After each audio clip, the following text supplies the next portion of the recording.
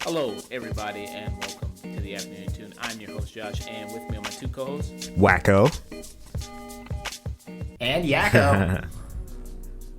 And today we got a good show. Going to be discussing Animaniacs.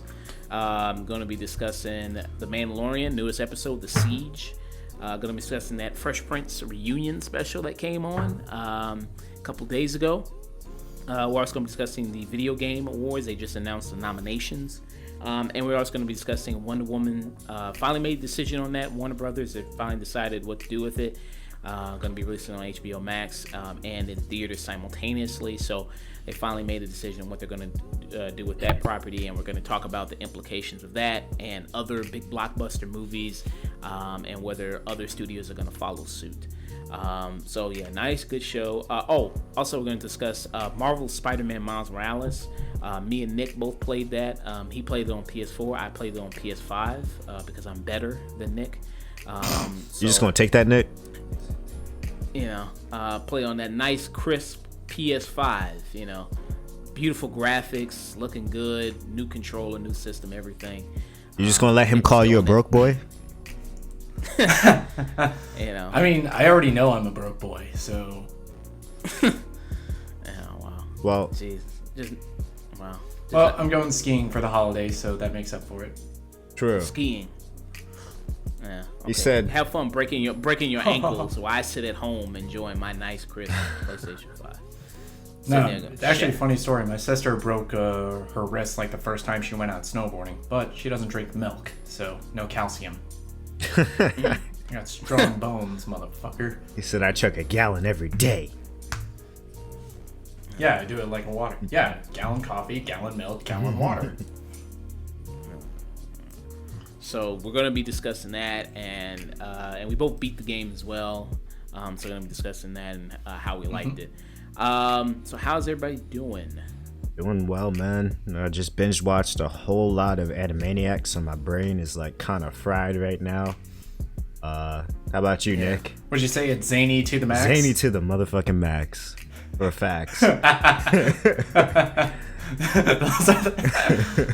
I'm doing great, man. It's another beautiful morning here in Japan. Got my coffee with me. Brain's also a little fried from binge watching some Animaniacs last night. How about you, Josh? Doing good. You know, not much has really been happening all that much. You know, just trying to watch all this content. You know, had to get a new TV for my PlayStation 5 because I was like, well, old TV is not going to cut it for it. So I had to upgrade.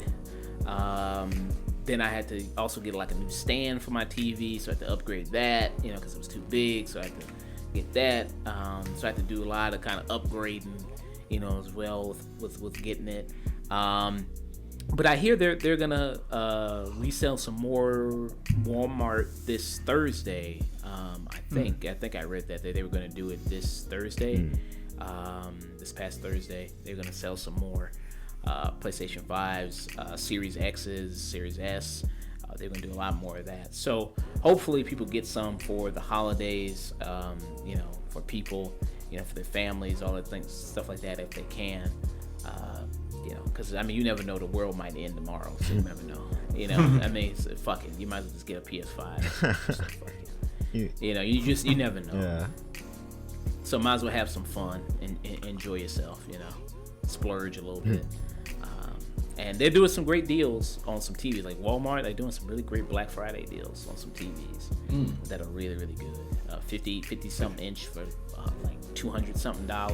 You know, so they're doing some good deals. I wonder how that's gonna go this year. True, but it's also Black Friday in America, so you might get shanked over a TV and get corona. Yeah, that's true. Get trampled with corona.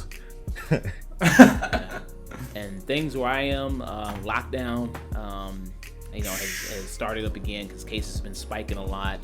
So, you know, indoor dining stuff that's shut back down. They're doing a lot of that. God damn it, people.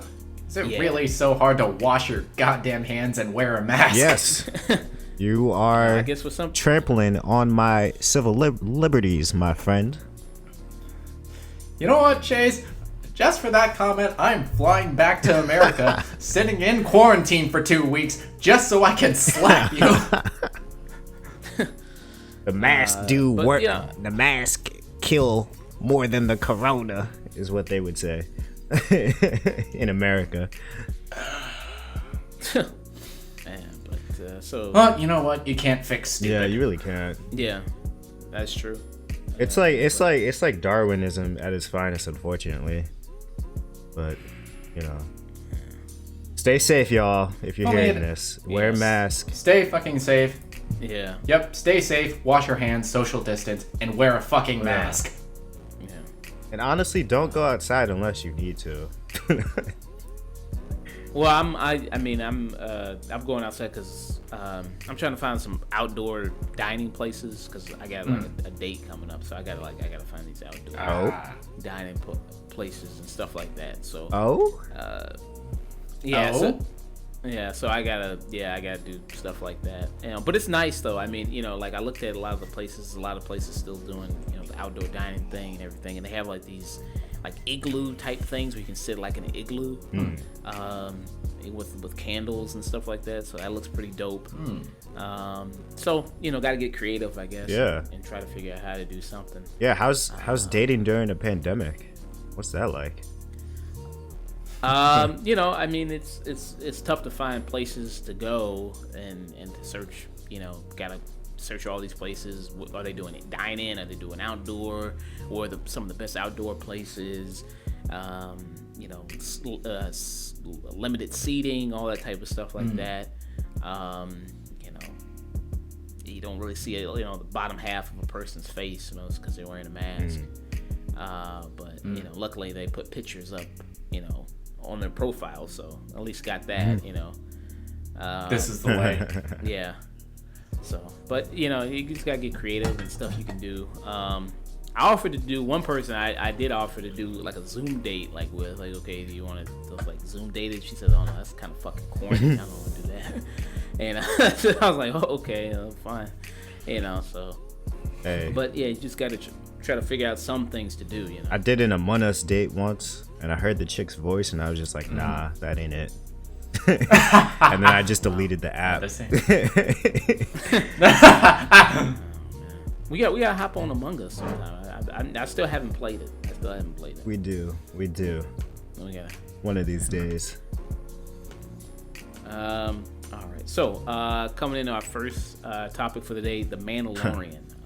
This is episode 4, The Siege, directed by Carl Weathers. It's written by Jon Favreau. In this episode, you have the Mandalorian who's returning to an old planet and visiting Cara Dune and Grief Karnak, who are played by Carl Weathers and Gina Carano. The people, really good characters from the first season. So I know we talked about last week. I think I mentioned before of how I, kind of wanted to see them back again, and I thought they were pretty good characters, and I think they had good chemistry together. So they're back again in this episode. He's coming to the planet to give repairs on his ship, and then while he's there, they said they need his help destroying a Imperial base. And you have some, opening of the episode, you have some good moments between Mando and the kid, reminiscent, very much of a father-son, son type relationship. The father trying to direct the son to try to fix something, and the son doesn't know what the hell he's doing. You know what I mean? Just looking like trying to, like your dad trying to tell you how to, to help him fix a car. You're just like, what the hell are you talking about? I have no idea what any of this is. You're telling me things I have no idea. And I thought that was a nice little sequence. First of all, I don't know why he even thought that he would be able to even understand him or what he was able to do. I didn't have no idea why he it kind of reminded me of like Guardians of the Galaxy 2, like when they were setting up the bomb and they were like giving directions to Baby Groot. Okay, all right. So this button to detonate sets the timer. This button kills everyone. Which button do we press? I am Groot. No! Damn it! That is a good comparison. That's a really spot on comparison because it was. I don't know why you thought that was a good idea. To send him. Well, it was a tiny space and the child could fit. Yeah. I That's why. Yeah, I guess Mando was just like, I don't feel like trying to even attempt to squeeze myself in there, so... Also, to potentially get in there, he'd have to take off all his armor, including his helmet. Yeah. And can't, because this is the way. And taking off the helmet. Take it off when he's by himself. That's not the way, though. That's not the way. Yeah. Shoving the kid into an electrical wired situation is the way. Yeah, apparently. Also, we've kind of like realized that Mando is not a good father figure. So child endangerment is the way. Yeah, always the way. That's how they learn, through experience. I guess he won't. I guess he'll learn next time not to where to put the right wire. I guess Baby Yoda. He'll learn next time, I guess. But that was a nice opening to the episode. Good humor there, I thought. And then when he comes to the plan where Cara Dune and Carl Weathers' characters on, coming back and see like the changes that have been made. She's like the marshal of the town now. You see they have a school now. It was funny. Another good humorous episode is like when he dropped off the baby, like when they left the baby at the school and everything like that, and they just placed him in the seat, and all the kids were just looking. And like I was thinking, wait, you guys don't even have like a kindergarten class for him? Or like a preschool, where they have like the babies, the babies who cannot actually talk and answer questions. I mean, that scene gets creepier when you realize that Baby Yoda is 50 years old. True. They're like, nah, it's okay. He'll figure it out. It's all right. He'll be fine. You know what I mean? He'll be fine. And so when they go to this Imperial base with the help of Mando in order to blow it up, they discover something. I think this episode, I think, has a lot more to the more overarching plot of the show, and maybe something that will continue on for maybe multiple seasons. Because you have to think that, what's the end game here? Is the end game of this show just to get Baby Yoda to his people, and then that's it? What's the broader things of this show that want to go on and want to continue? Because I don't know how long they want to continue with this show. I think Chayse at one time asked, like, how long do you, he asked me and Nick, how long do you think the show should go on? And I think me and Nick both said about, like, 4 or 5 seasons. I think, that's good for any show, and to just cap it off right there. And I like kind of like this show is seeding kind of those things in for maybe something bigger to go on for maybe more multiple seasons. And things like that. What were your general thoughts on the episode? So I'm not gonna lie. At first, when he said to Baby Yoda, "We're gonna go see some old friends," and the ship was like in a wreck, I was scared that they were gonna go back to see the mechanic, because I knew I knew you were going to shit on this episode if she had another appearance.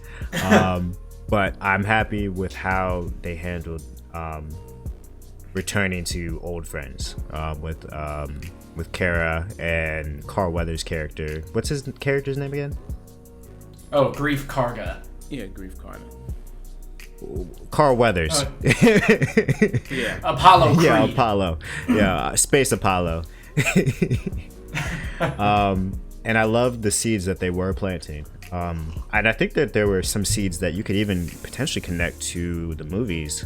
As much as I don't want them to be canon, the whole cloning thing is kind of integral to the last movie of the sequel. So it'd be interesting to see if they tie that in somehow, some way, and whether or not Baby Yoda or the Jedi were meant, or whoever Moff Gideon is looking for to clone, if the Jedi are a part of that whole process. Yeah, this is So it turns out this supposedly abandoned Imperial base, this is what looks like a cloning facility on planet Navarro, and you get hints at what Gideon wanted with the child. Like he was harvesting blood to potentially clone Force users. But they Yeah, but they failed, and that may be what's maybe a plan. Another thing that I thought of, that Gideon's kind of like wiping out what's left of the Jedi, because I'm thinking if Gideon is like very much a Gus Fring type, he's thinking the long game. Yeah. So he knows he can't get Baby Yoda from Mando, and he knows Mando is most likely gonna try and find other Force users. So it's potentially gonna follow him, and I wouldn't be shocked if, like, an episode after they introduce Ahsoka, I wouldn't be shocked if they kill her. Yeah. Interesting. And the show is just continuing Mandy and the kid on the run, and that's like the whole show. Yeah, because we come to find out that the mechanics that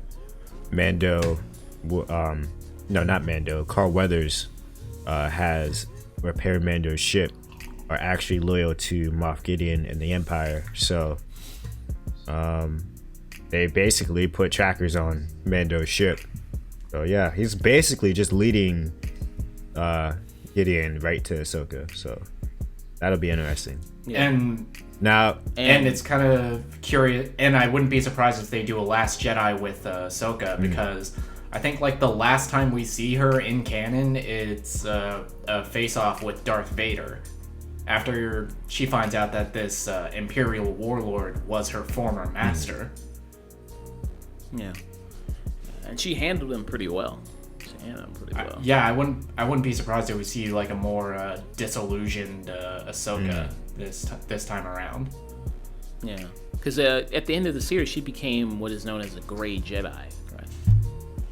I don't think even officially a Gray Jedi. She just like doesn't affiliate with the Jedi or the Sith, and like her lightsabers in Rebels are white instead of like any traditional color. Now. Okay. You do say Last Jedi, but for this, it makes a lot more sense for her character. Yeah, because we've kind of seen that character grow throughout the Clone Wars, and especially in the final episodes, how she pretty much lost everything and everyone. Yeah, and Rebels find out that the cause of it was someone she was essentially raised by. Yeah. So do you think that we're going to see Ahsoka Tano in the next episode, or do you think it's going to be like the second to last episode or the very last episode? I hope it's not like the last two episodes of the season, because I feel like she's too big of a character in Star Wars to save until the very end of the season, especially because you spent so much time setting her up. Well, I wouldn't be surprised, unfortunately. Yeah, this show definitely has issues with pacing and with filler. Yeah. But I hesitate to call this episode filler, because it does add a lot and it sets up a lot. True, but it doesn't add really a lot until like maybe the last like 10 minutes of the episode. That's fair. Or towards the tail end. That's of it. fair. But I think it does further establish. All right, so Moff Gideon is the endgame villain, probably. Yeah, he's cloning Force sensitive people for whatever purpose that might be connected to the movies. I hope not, to be honest with you. Yeah, because this may be like Gideon may be like a precursor to what we eventually becomes the First Order in the sequel trilogy. Yeah, like he may have made Snoke for all we know. You know. So this is only 5 years right after Return of the Jedi.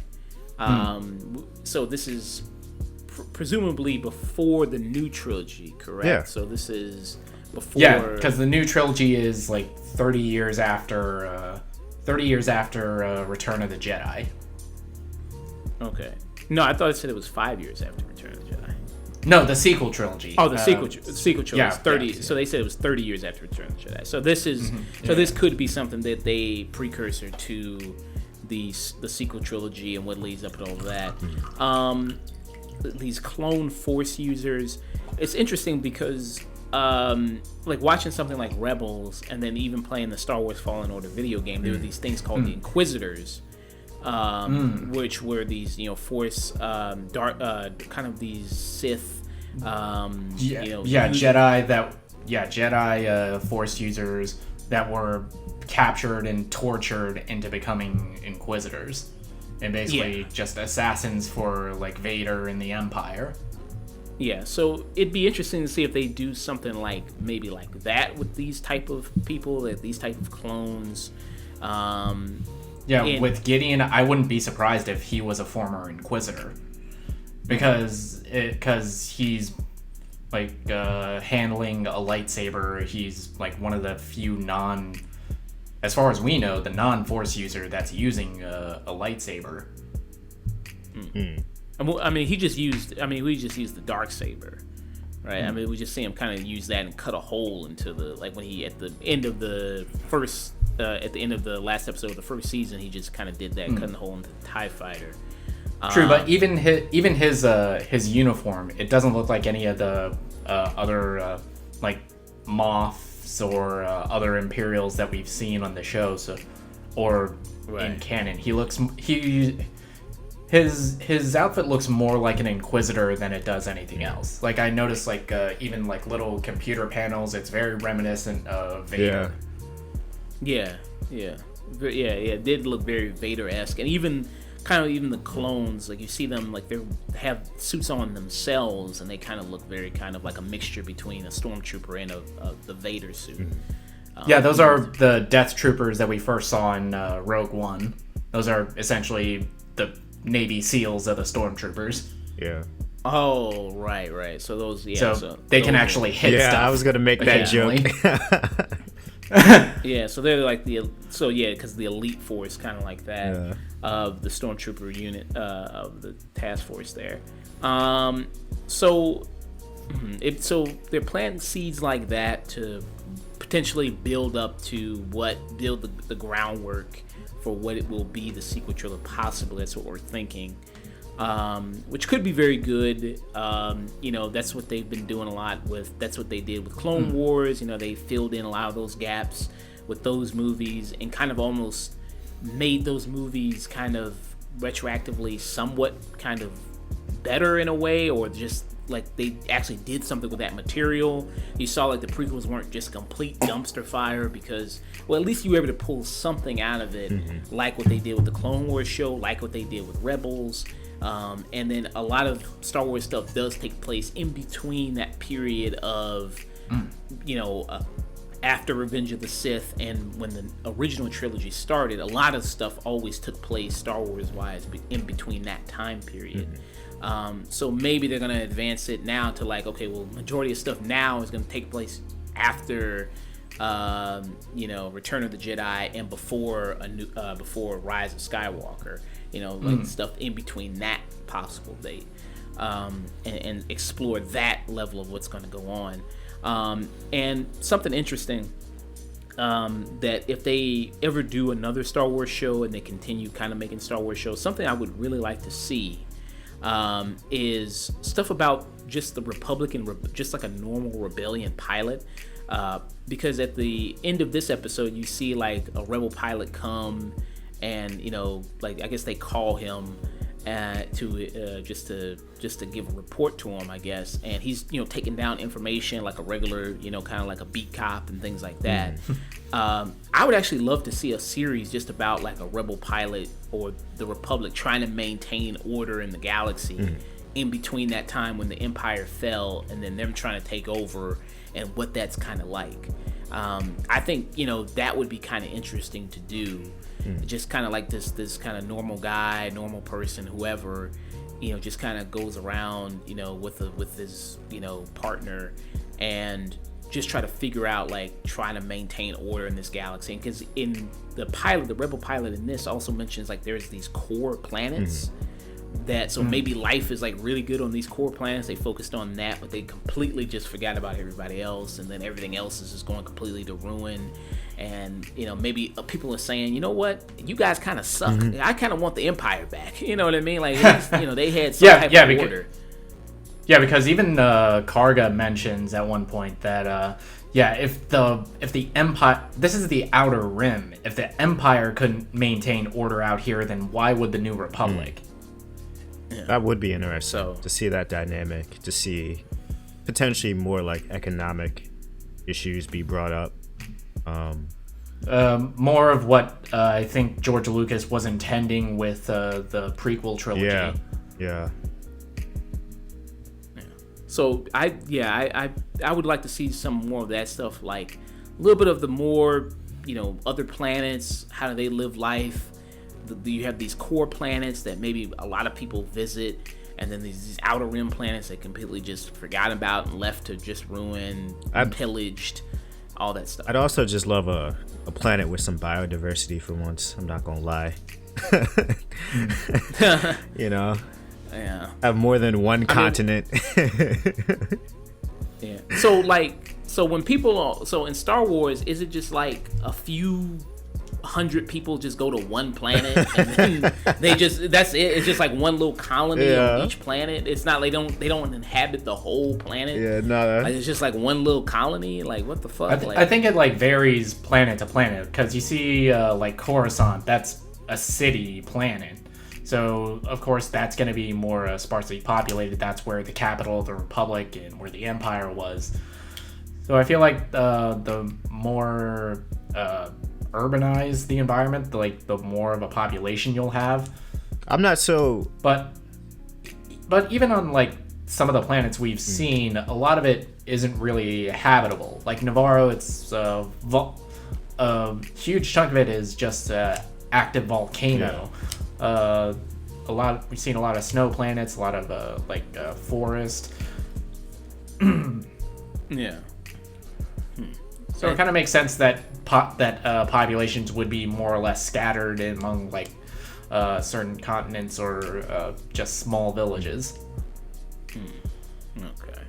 Yeah. I mean, I don't know, Chayse. I don't know what other feature you could really have, because they've done all the different features. They've done ice, they've done fire, they've done trees, the forest. I don't know what other feature you want. Man, I mean, they've all done I'm saying is Earth has all of it. Let's yeah, it does have all of it. Yeah. Can you give me a planet with at least two of these? But you get one each planet. No, I get it. When I thought about it. Do you have multi-ecosystem planet money? Oh. When I thought about it, I was just like, all right, yeah, no, that makes sense, because Earth is kind of a rarity, so they're not gonna just stumble upon all these other semi-habitable or habitable planets such as Earth. I mean, I think planets like Naboo or Alderaan were probably the closest to Earth in Star Wars canon, and one of those got blown up. Yeah. I do. Yo, you know what would be cool though? If there was kind of like that whole Rebel Pilot series, but also one where they're looking for a better core planet. You know what I'm saying? Because you mentioned how they have the 4 core planets, so I'm assuming those are the most Earth-like, and maybe they're looking for the next big Earth-like core planet. That'd be kind of fun. But pretty sure we already saw that, and it was a movie called Prometheus. Ah, yeah, true. Or Alien Covenant. I was thinking that sounds more like something like Star Trek. You know. True. We are stepping on Star Trek territory. Pilot Squad search for the fan. More like the fanboys. Fuck that. I want lasers and space magic. But I mean, and to go back to actually the action of the show, of this episode, I feel like the action in this episode was a lot more fun. Granted, I did like the action in the last episode, but just the way the last episode, it feels like it was done by somebody who, it was well done, but it also feels like somebody who hasn't been around action and stunts. Carl Weathers, he's one of the OGs. He was Predator. He was in Predator. he's been in some of the best 80s action movies. He's been around this his entire career. So I feel like he's picked up a lot more tricks from the people he's worked with. And here the action is really good. Like, especially the opening with Gina Carano, how that's choreographed. And the whole canyon chase that we see with the TIE fighters. That's all really well done. Now, you know what was really funny though? So I wonder whose idea it was to have, all right, so we're sending out 5 pilots and then like 2 of them crash into each other and die before they even get to the chase. They're like going down the mountain and they die together. I'm just like, wow. That was a steep ass hill and there were a lot of rocks. I get it. No, but like they've never gone down that hill before. Is that really their first time? Like I guess so, yeah. Like, I guess because they didn't want to make themselves known, I guess, maybe. But that was funny. They don't know the terrain. That was funny. Yeah. I appreciated it, even though it was kind of like one of those, like, wow, are they really that dumb? I mean, this is the Empire, so... Yeah. And when the chase ended, it had a very classic kind of like Star Wars moment where Mando comes in with his ship and blasts the type. That was a very classic kind of Star Wars feel to it. Yeah, and I loved. And it was fun. Go ahead. I was just gonna say I love the little moments he has with Baby Yoda in that scene because he's just like Papa still got it, right? He's doing like the spin around and being all fancy with it. And then, and while Baby Yoda's like waving his arms up, screaming, "Yeah!" like a kid on a roller coaster. Yeah. That's definitely going to be a ride at Disney. Oh yeah, definitely. Oh yeah. Mando ride. Yeah, it's definitely going to be a ride. Yeah. And get your Baby Yoda plushies for $50. Yeah, nah, you're being generous. $80. You're right. Generous. That's more Disney. Yeah. Oh, it's $100 now. But yeah, I mean, I thought the action was really good. Gina Carano, I mean, she's good at throwing a punch, not so good at saying a line, but speaking of criticisms for this episode, they try to have a emotional moment with her character at the very end of the episode because it's revealed that she was born on Alderaan, and I guess that's kind of her catalyst for joining the rebellion. And I think with a better actor, it would have sold more, but her delivery is like really stiff and kind of emotionless, so it's a moment that kind of falls flat for me. Yeah. She's just not really that strong of an actress. I don't know how much her personal stuff is going to come into the show, and if it's going to conflict. I don't think they're going to get rid of her. I mean, do you guys think they're possibly going to get rid of her? Wait, what? For saying, well, she's gotten into some trouble saying some stuff online. She's like a big like anti-mask person, and she's kind of came out as a anti-mask, kind of pandemic denying. Oh, God. She joined Parler, which is like a super right wing kind of like it's just people like their stuff is too crazy for stuff like Facebook and Twitter, because like stuff like that, like, you know, they got censorship on there that'll ban for like fake news and stuff like that if you say like the election was rigged and stuff like that, conspiracy theory. So it's a place to go where you can just talk about all that conspiracy type stuff and you know, all that stuff. So she believes like voted like the whole election was rigged and all this other stuff. So she's a big person who believes all that. Well, I mean, whatever. Well, so it's like a QAnon. So the guys that it's like a QAnon social media. Yeah. It's basically Twitter for QAnon. Oh, okay. Yeah. I mean, stuff like that. Yeah. She's great in the action scenes. I'll give her that. But you know, if they replace her, it's not the end of the world. Yeah, I don't think it will. I mean, it would be kind of maybe jarring. I mean, like you're already 2 seasons in with this character. If Game of Thrones could get away with it, then they can.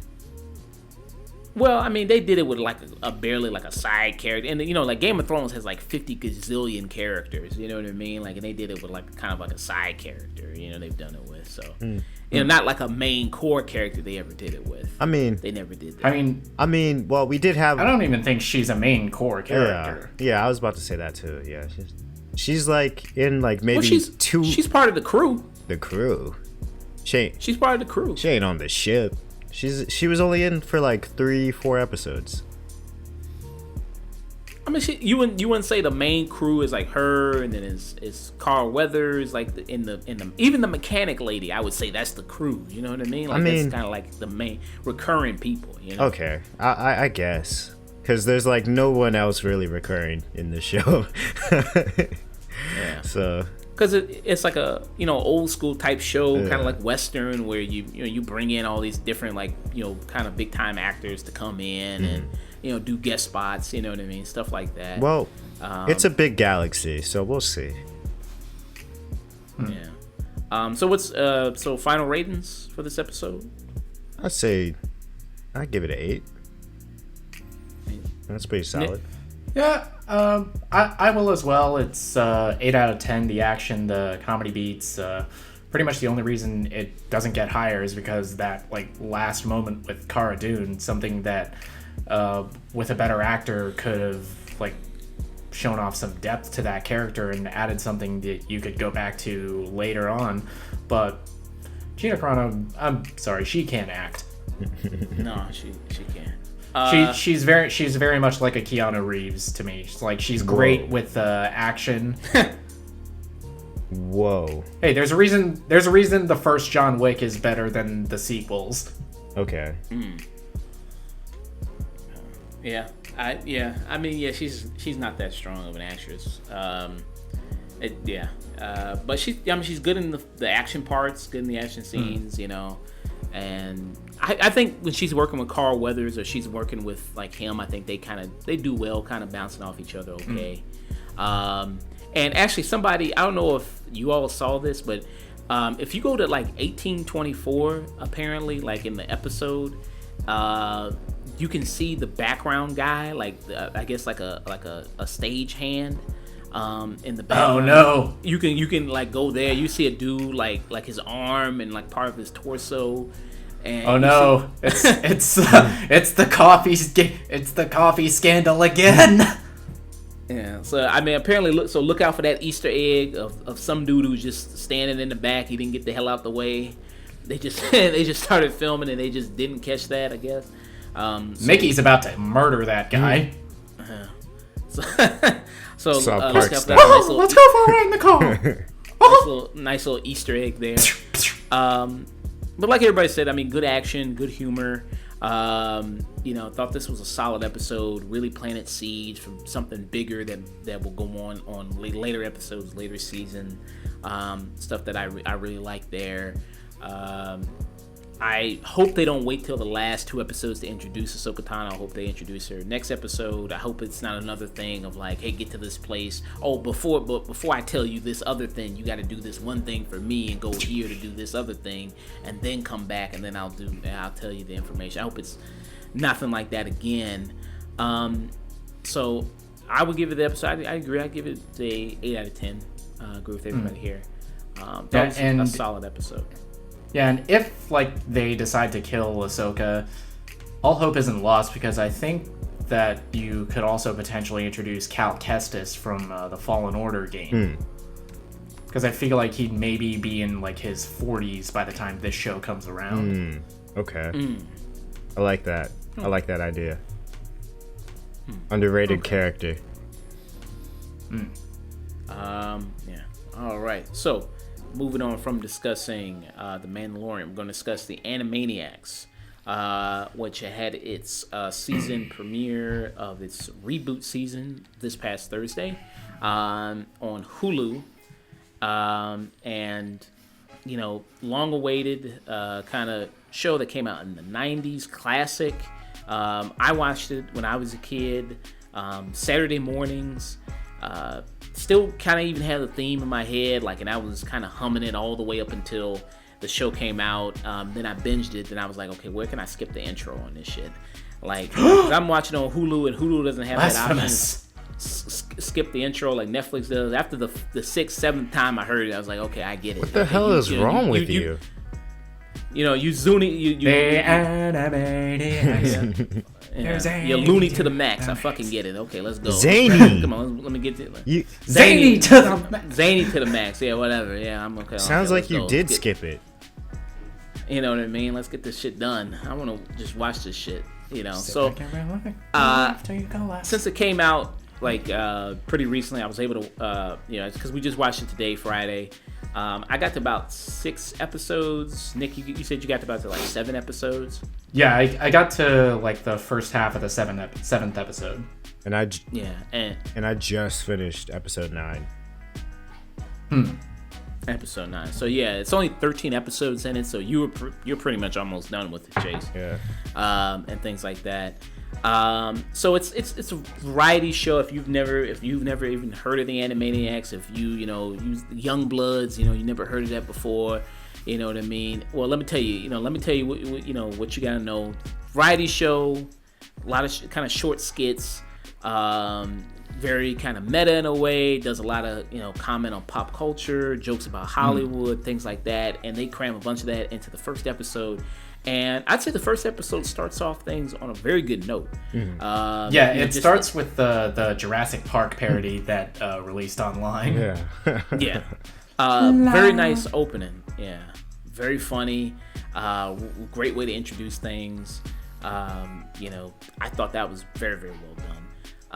And the first episode in general, I think, is very well done, of the way they brought these characters back. I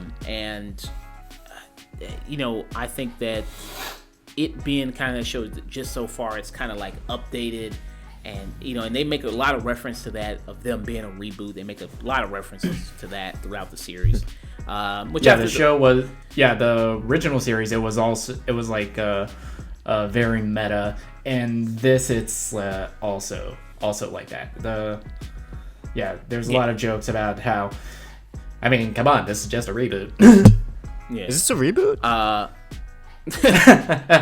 And you have Yakko, Wacko, and Dot, which are the 3 main ones. That's the 3. Don't know what creatures they are or what the hell they're supposed to be. Like puppy monkeys. They're Animaniacs. Puppy monkeys. Puppy. Yeah, they're puppy monkeys. Yeah. And then you have also Pinky and the Brain, who are like also one of the two big stars of the show. Very classic, iconic. And everybody coming back, they have all the original people who come back to do the voices. And even though it's been so many years later, everybody still sounds the same. And typically when you get people, especially when they get older, their voice changes. It's just not as strong as it was. Like you saw that kind of with James Earl Jones when he came back to do Darth Vader in Rogue One. You could clearly tell it's just not the same voice anymore that did it when it was in the original trilogy. It's just, or even did it, when even in Revenge of the Sith, even for that kind of that one little line that he had there. It's just kind of totally different voice, much older guy. These people, they all still sound the same. They still have that same kind of youthful kind of voices and kind of enthusiasm that fit the characters, that I thought was very, very well done. A lot of the jokes, a lot of the slapstick humor, I think was hit on point. Coming into like 6 episodes of it, I thought it was, hit most of the time. It missed. There was some jokes that kind of were, fairly okay, but I think for the most part it did hit on point very nicely, which I did enjoy. The animation style, obviously, since it's, a show that's, was from the 90s, even though if you still look at older episodes, which you can also watch on Hulu as well, a lot of the older episodes are on there as well. You can clearly see the difference. Very, very nice looking animation. Also, very the animation is very cleaned up compared to the original series. Yeah, very, very, very nice looking animation. And Chase, since go ahead. I was just gonna add, and there's even like certain episodes where they do like parodies of, say, like anime, and other like different cartoons where you could tell the budget went heavy on that shit. They play around with animation styles. Like there's an episode where like Dot gets the power to turn everything cute. And that episode, it starts as one of the weaker ones, but then it turns really dark and becomes so funny. Yeah, there's a lot of really great moments. Chase, since you're like 9 episodes in, What were you thinking about the series? Binge watching it? Do you think it's a pretty solid season 1? So far from what you've seen. I mean, from what I can remember of the prior series. Now, granted, I'm 23, so I was 1 when the show ended, and what I watched were the reruns on WB Kids or 4Kids, I think. Yeah, 4Kids. Yeah. It came on like right after like Sonic and like all those other shows. So from what I know about Animaniacs, I feel like they captured that same sort of vibe. I don't remember it being as political as this one is, but I appreciated it because I felt like a lot of the commentary that they had was what kind of kept me as an adult interested. Because there's still like a lot of like the kid, like the fart poop jokes thrown in every now and then, but then there's the more like mature like commentary, like when Brain tries to take over a senator's body. He has this one really dope line where he's like, if you lies are only truths that have not been stated enough. Or something to the effect. Lies are only truths that haven't been repeated enough, Pinky. Yeah, that one. I was just like, wow, yeah, no, that's real. I don't remember Animaniacs being that real back in the day. I was too young to really like get it. So, I thought from the 9 episodes I saw, it melted my brain, but it was fun. But yeah, how about you, Nick? I think I'm probably in the same camp as you, Chayse. I've only seen like maybe a couple episodes of Animaniacs, and the ones that I really remember are kind of the moments that became really iconic, like Wacko's Capitals of the States, Yakko's Nations of the World. I remember those songs really well. I didn't remember the show being as political as this one does. As this one gets, and they kind of it's like not really super like anti-Republican. They go after everybody. Yeah. They make caricatures of everybody. Like everybody's getting these jokes. Yeah, everybody's getting some. Like they go make fun of Tucker Carlson, and they also make fun of Seth Meyers. They do a Trump parody, which the Cyclops, that episode, that had me dying. It's big, beautiful island that I see very well with my 2 eyes. With my very 2 eyes. And with my big, beautiful eyes, with my naturally tan skin. Yeah. Yeah, like you said, they mess with everybody. They go after everyone. And I mean, that's part of like the big appeal of the show, is just that they just have that kind of humor in it that comments very well on pop culture. How much do you think it appeals to younger people? Like you said, like you mentioned, it has a lot of the fart jokes, all that stuff. Do you think it still is a very good show that adults and kids could watch together, like a parent and a kid?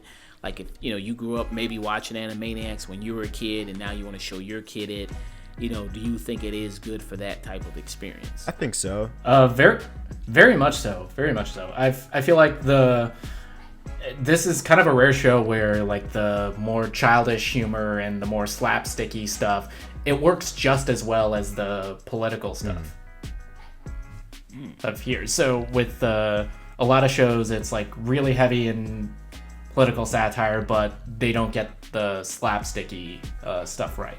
Yeah. And or it's either one or the other. This kind of like finds a balance of both. Yeah. And it still retains that whole 90s, early 2000s like sense of humor, in the sense that like they still keep it for kids, and they still do the slapstick, and they still do and they somehow do the political commentary very well, but they also are unafraid to hit some adult-ish jokes, some more mature content every now and then. But in a kid-friendly way, of course. So, which is kind of rare to see today. Like, I think the only shows nowadays that could say that they do this is probably like, say, like a Gumball, which every now and then they make fun of like what's going on today, but you don't really get that too often nowadays. So I think it's a good, refreshing show for the whole family. Nice. Yeah. I don't remember the original show as much, but I watched the reruns of it. I do kind of vaguely have memories of that, watching it on, WP for kids and things like that. I think Saturdays is when I used to watch. Yeah. This was a show that was in the golden age of Warner's animation. So it was pretty much an entire block of this, Pinky and the Brain, Freakazoid, the Batman the Animated Series. This was in the golden age. Good times. Yeah. Good times. Yeah, good times. Yeah. Now you're just an adult with depression watching Animaniacs. So now it's a different experience. Now the pop culture jokes hitting a lot harder. Than commenting on our failed society. It's like you laugh and then you realize, oh man. Yeah, no, they are. Yeah. A little bit too accurate right now. Like the cutie episode, that one was like, oh wow, this is actually real life. Welcome to 2020, guys. Do you have any negative criticisms of the show? I think for me, one of the things was like they did maybe one episode where it was like they did an episode about like social media, phones, things like that.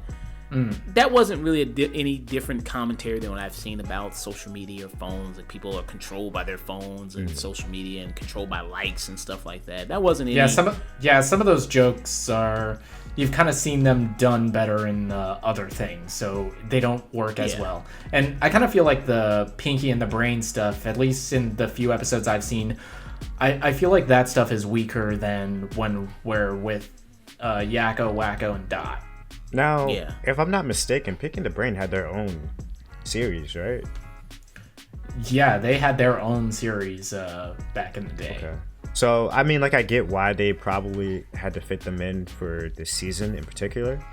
It's probably because, like, the budget was probably kind of tight. And they probably just needed Pinky and the Brain to fill up some space. I feel like they were like looking around at their properties that they could bring back alongside, maybe like test the waters of potentially doing a Pinky and the Brain reboot and like see how it did as part of Animaniacs. Yeah. And if it does well, does it open the door for like Freakazoid to come back?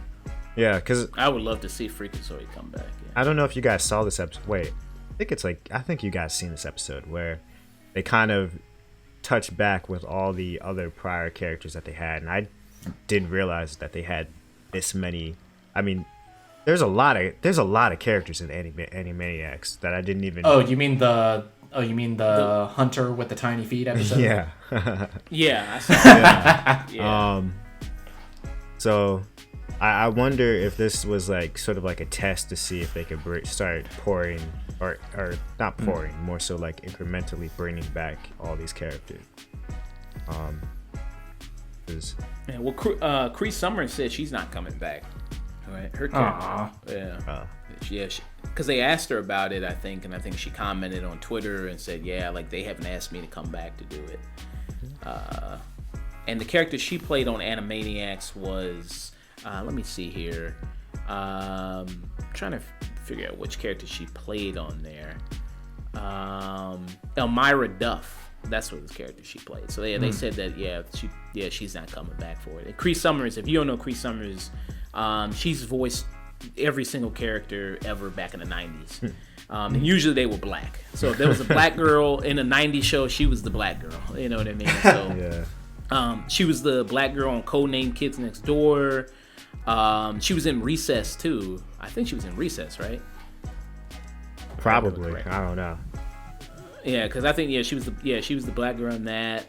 So she was on everything. She was also Penny. She was in Inspector Gadget. Yeah, she just has this whole long list resume of all the stuff she's ever been on. And I mean, legendary voice actress, really great.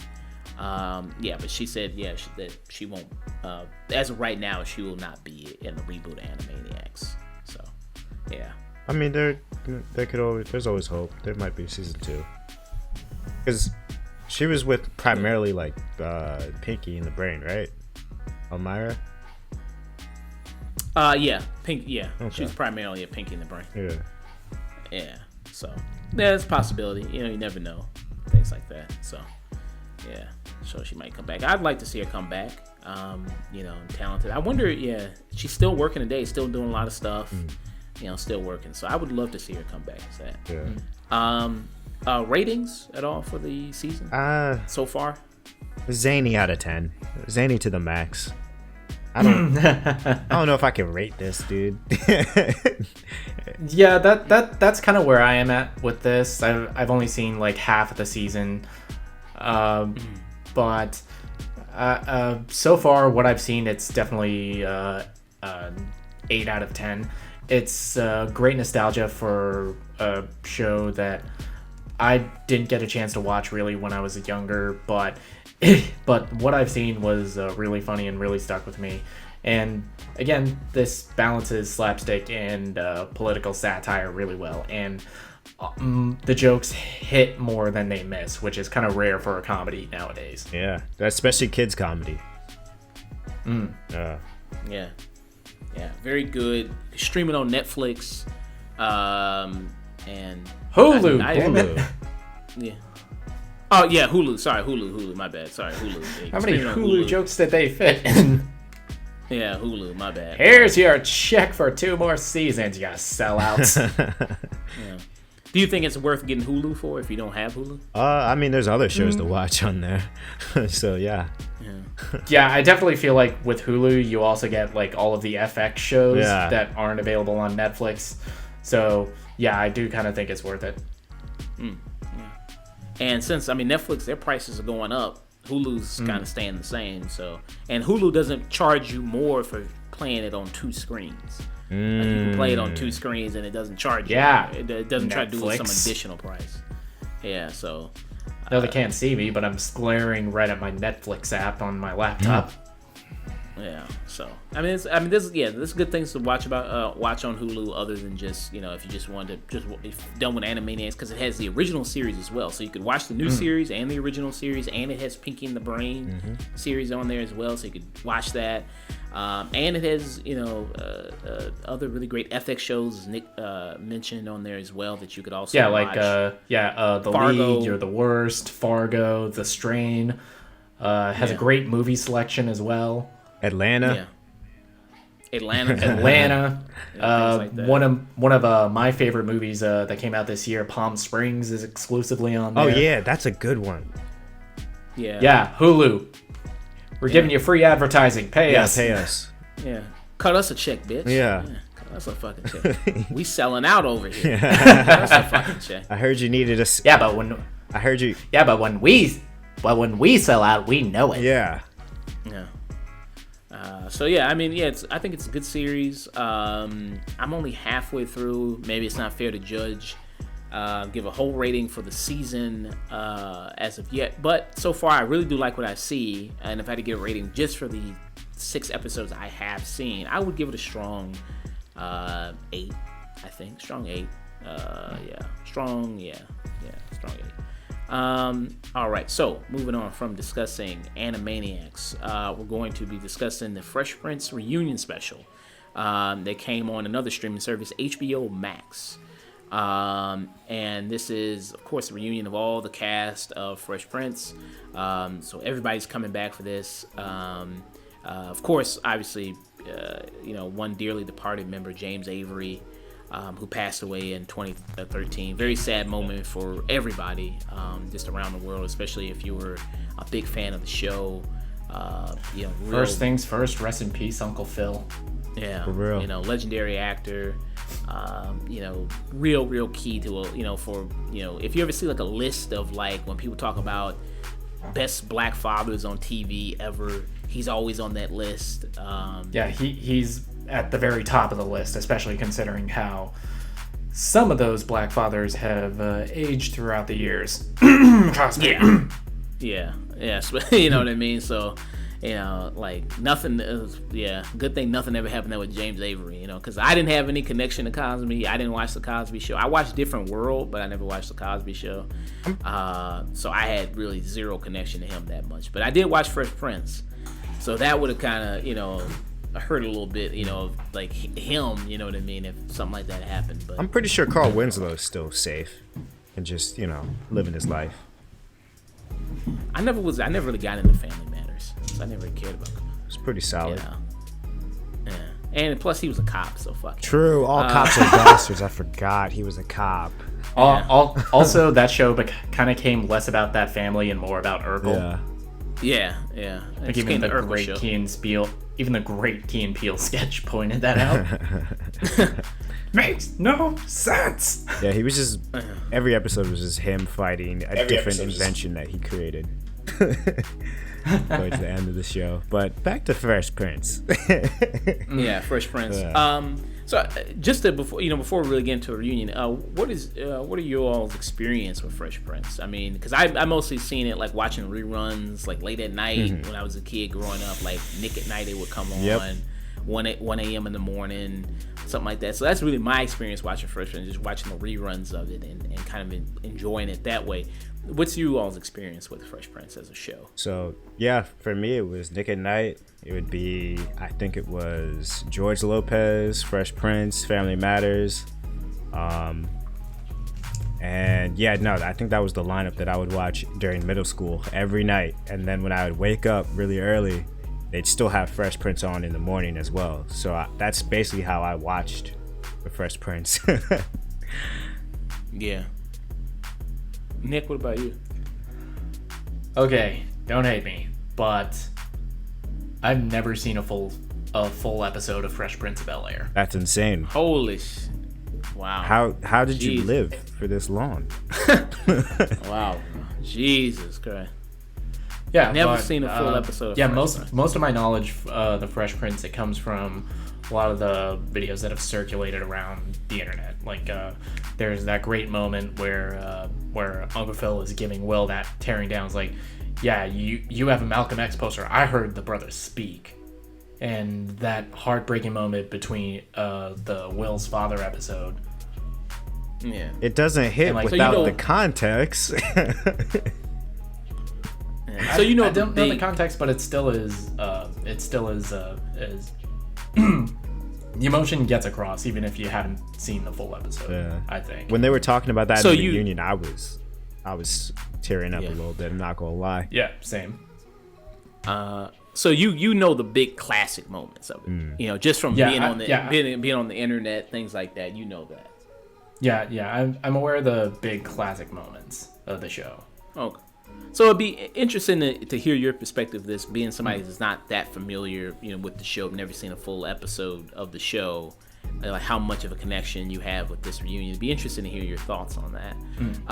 But the first thing I will say is just I love seeing everybody come back together again, the whole cast, for this, and how this show still is very much in pop culture due to the memes, due to the classic episodes that it has, like the like Nick mentioned, episode where Will breaks down about his father leaving, the episode where James Avery tears into Will about that perspective of like this young guy wanting to be this revolutionary and being like this older black man, and then that generational divide of seeing that level of discrimination as opposed to the level of discrimination people are going through now, and even like episodes where they bring up like their interactions with the police.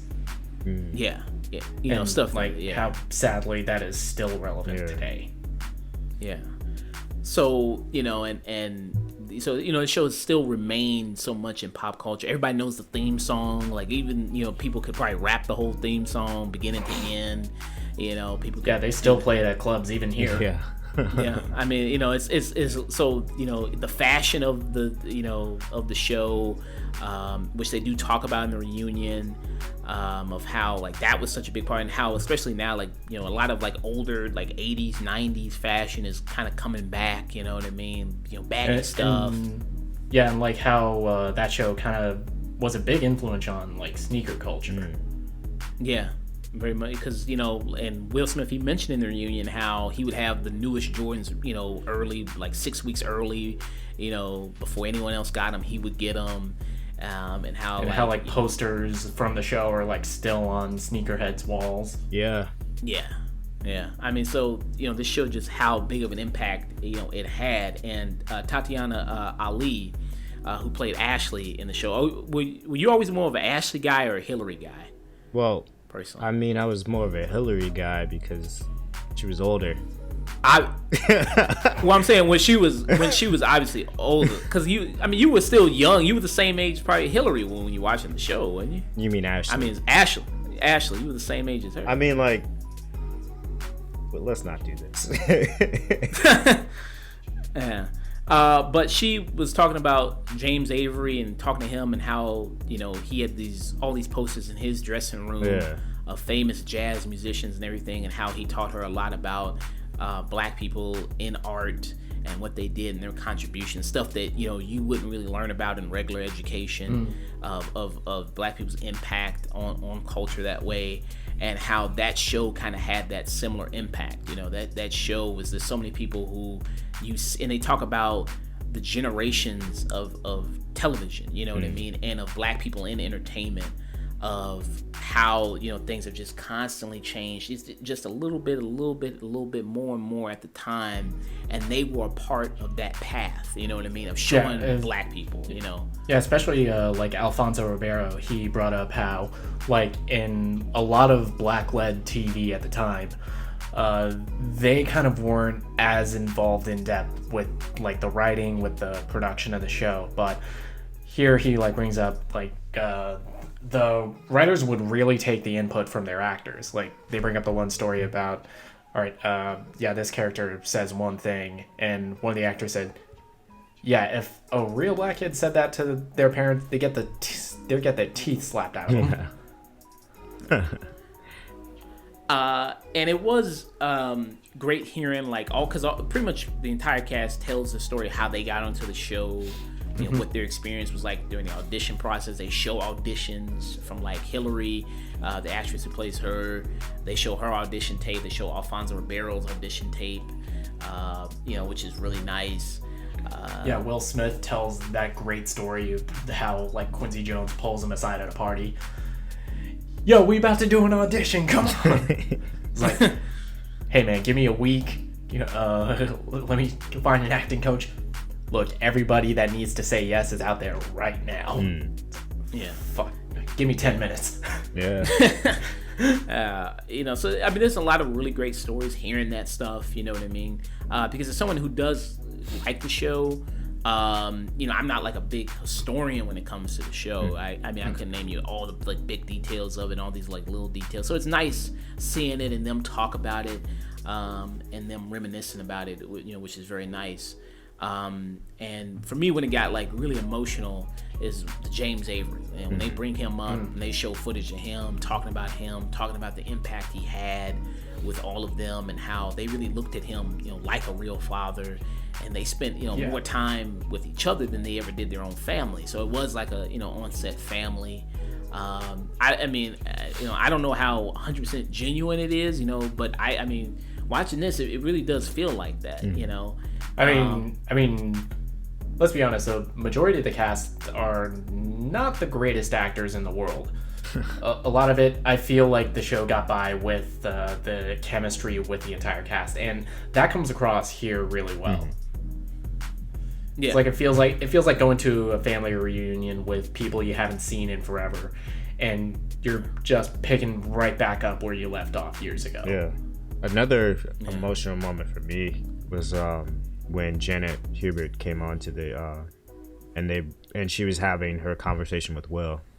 The original Aunt Viv on the show. Because with me, I wasn't really aware of the controversy with that. I wasn't aware of the beef that was between them until I saw this episode, and it was really emotional seeing them bury the hatchet almost 30 years later, and how much that struggle and pain was mostly because of a lack of perspective on Will Smith's part. Yeah.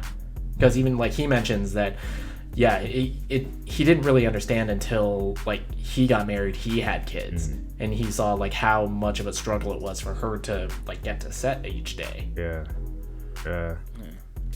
And to finally hear her side of the story, because I mean they've been going like real back and forth with each other for like over 2+ decades. I mean this is a feud that's been going for a long time, and I mean she said some really bad things about him, and then he's mostly kind of not tried to say too much terrible things about her. The cast. Well, the problem was that he said to, according to some people, he may have said the words that she was difficult to work with, and as she which for not just a woman in Hollywood, but a black woman in Hollywood, that's pretty much the kiss of death. Like she says in the special, like that basically destroyed her career, or at least like sidetracked it for the last 30 years. So and it's a really good talk between them. Gets really emotional. That's also another like real huge emotional moment of the reunion, how they're kind of just burying the hatchet there. And I thought that was very, very well done as well. And how they also, coincide the clips of, them speaking and the subject of what they're speaking about, and how they show it to the viewer watching it. I think is also very well done. I think it's very also well edited as well. The reunion special, them sitting around like in the set. From the original show, I thought that was really great.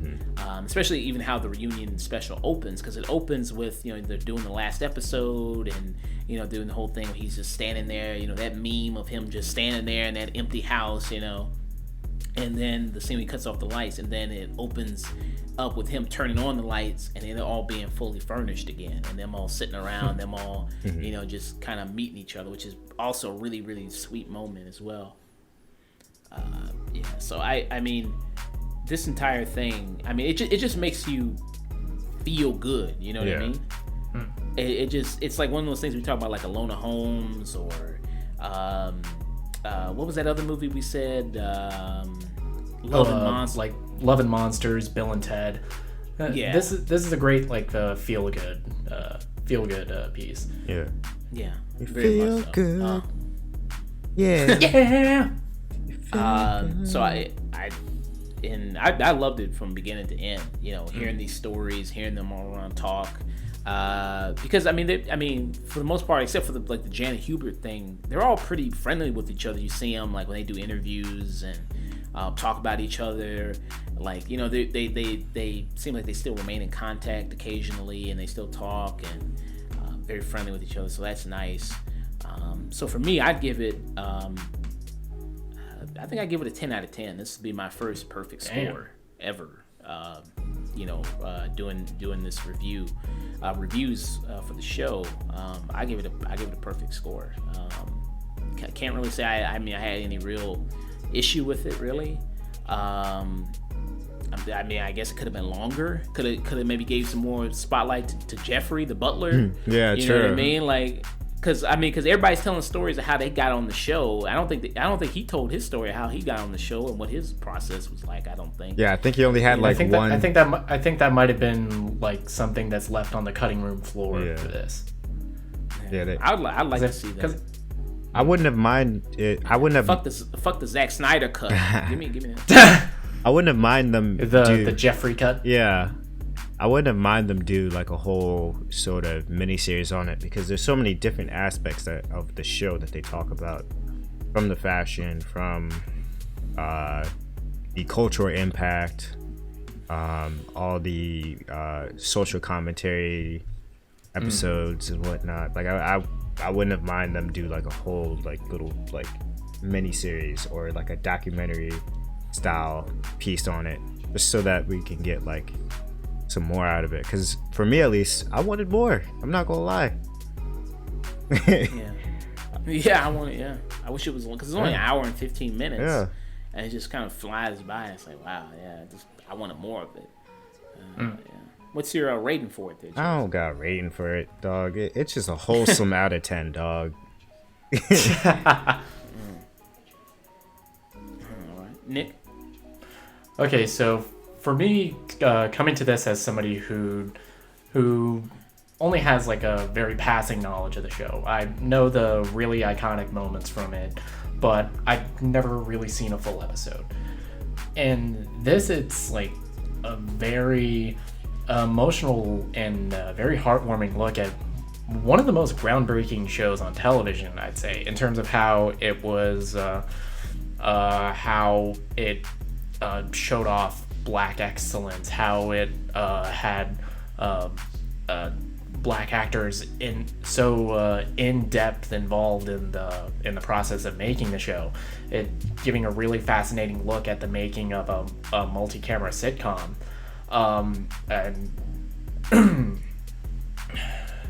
excuse me, and showing how a lot of the pop culture stuff, that the cultural elements that were brought up in the show, how those are still relevant today, and how much it kind of changed the world of fashion with TV. I don't think we would have gotten shows like Chappelle's Show or like Key and Peele or Blackish if this show wasn't around. And just talking about like James Avery as the father figure to pretty much not just on the show but to the cast as well. I don't think Will Smith would be the actor he is today without this show. He might have not ever even been an actor. Yeah. Yeah, and the other emotional moment with Janet Hubert and Will Smith, seeing them bury the hatchet, that really got to me, even though I wasn't even aware of any beef up until then. And yeah, but for me, this is because I haven't seen the show, I can't give this any higher than a 9 out of 10. Boo. I feel like if I had watched the whole series, or at least more like on the level that you guys did, I would definitely give this a 10 out of 10.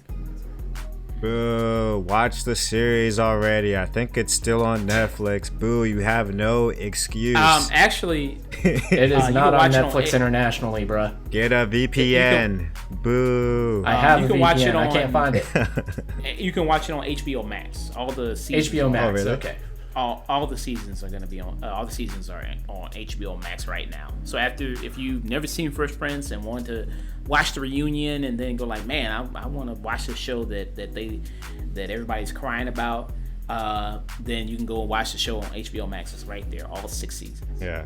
Right. After you're done. Oh, sweet. After you're done, you're the worst Fresh Prince. All right. That is. It's on my list. That is your regiment. Oh yeah. So I don't think I've even seen every single episode of the show. I don't think I've even seen every single episode. So it'd be I probably would go back and rewatch all of it from beginning to end again, just to see. So yeah, really great reunion special. Really great. All right, so moving on from discussing Fresh Prince reunion special, going to discuss Spider-Man, Miles Morales, which is the PS4, PS5 video game, not an Xbox video game. It's not for you Xbox niggas. You don't deserve Spider-Man. It's only for the good PlayStation boys. In this game, it is a sequel to the Marvel Spider-Man game starring Peter Parker. This one you star as Miles Morales, who was also in the first game, got his powers in the first game.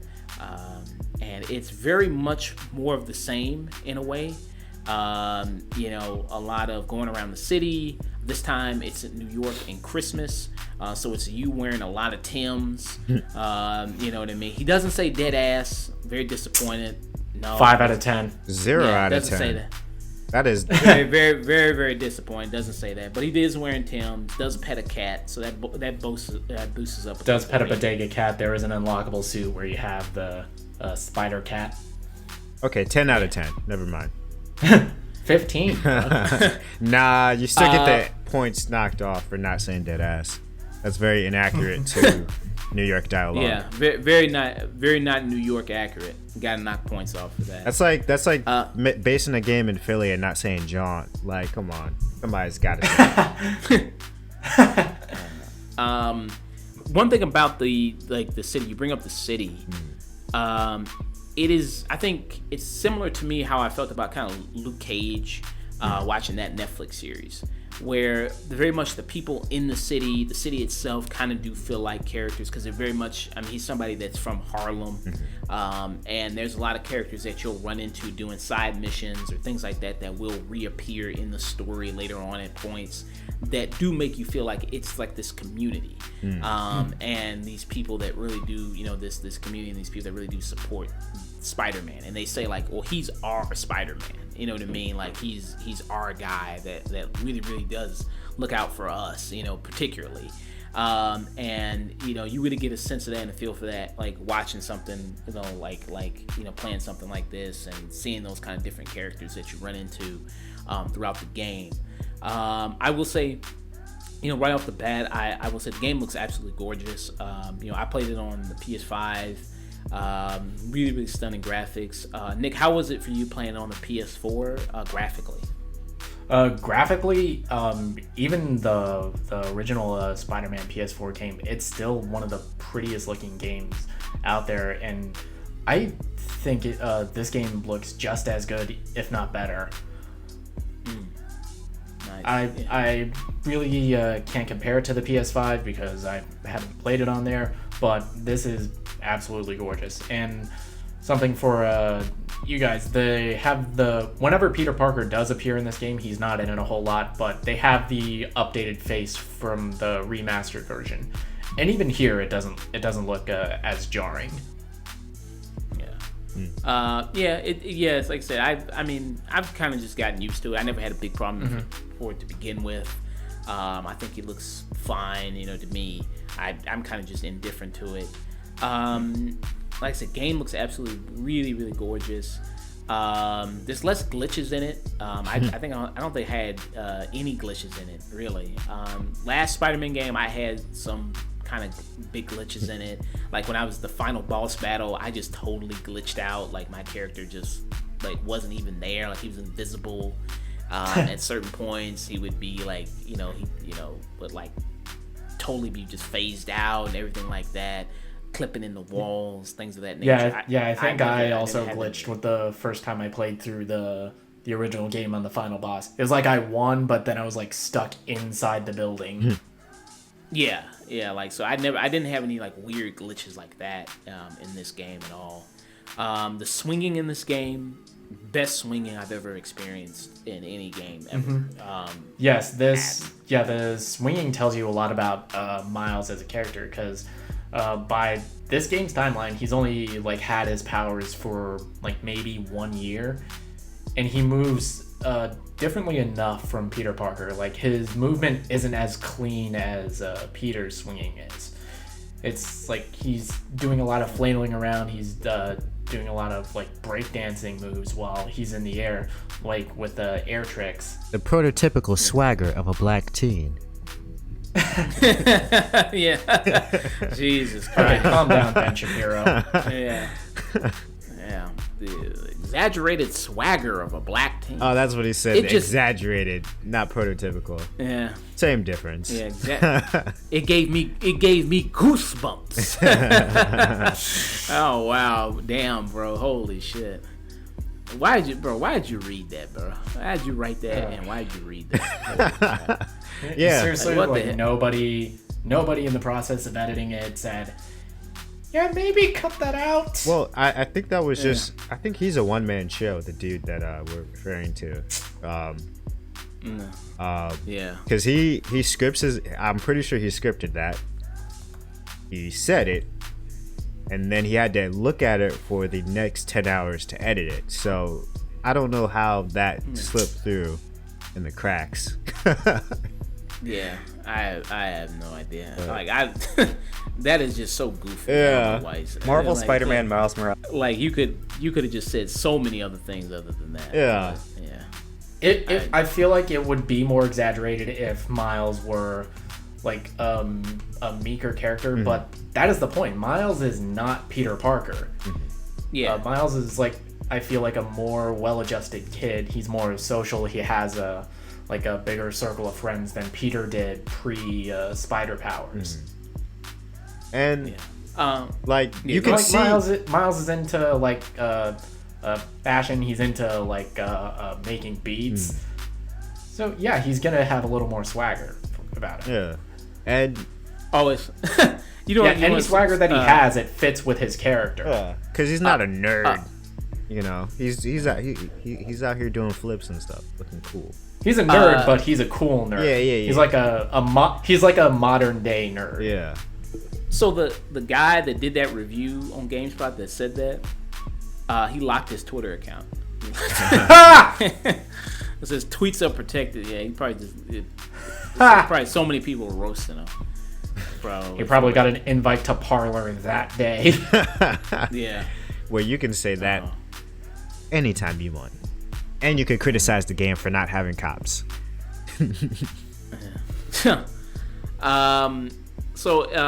Like to bring up the swinging and like just how Miles Morales just feels like a different character than Peter Parker. You're right. I mean, he's not. I mean, I do think they do a good job of like saying like he's just not the same character as Peter Parker. He's not the same Spider-Man as Peter Parker. And yeah, because that was one of my big fears of this game coming out. That this would just be the PS4 game with a different skin. And it is very much not that. Miles has like his own way of moving. He has his own power set that is so much fun to play with, especially the venom blasting and the camouflage. That's so much fun. It's so satisfying using that with the stealth gameplay. Yeah.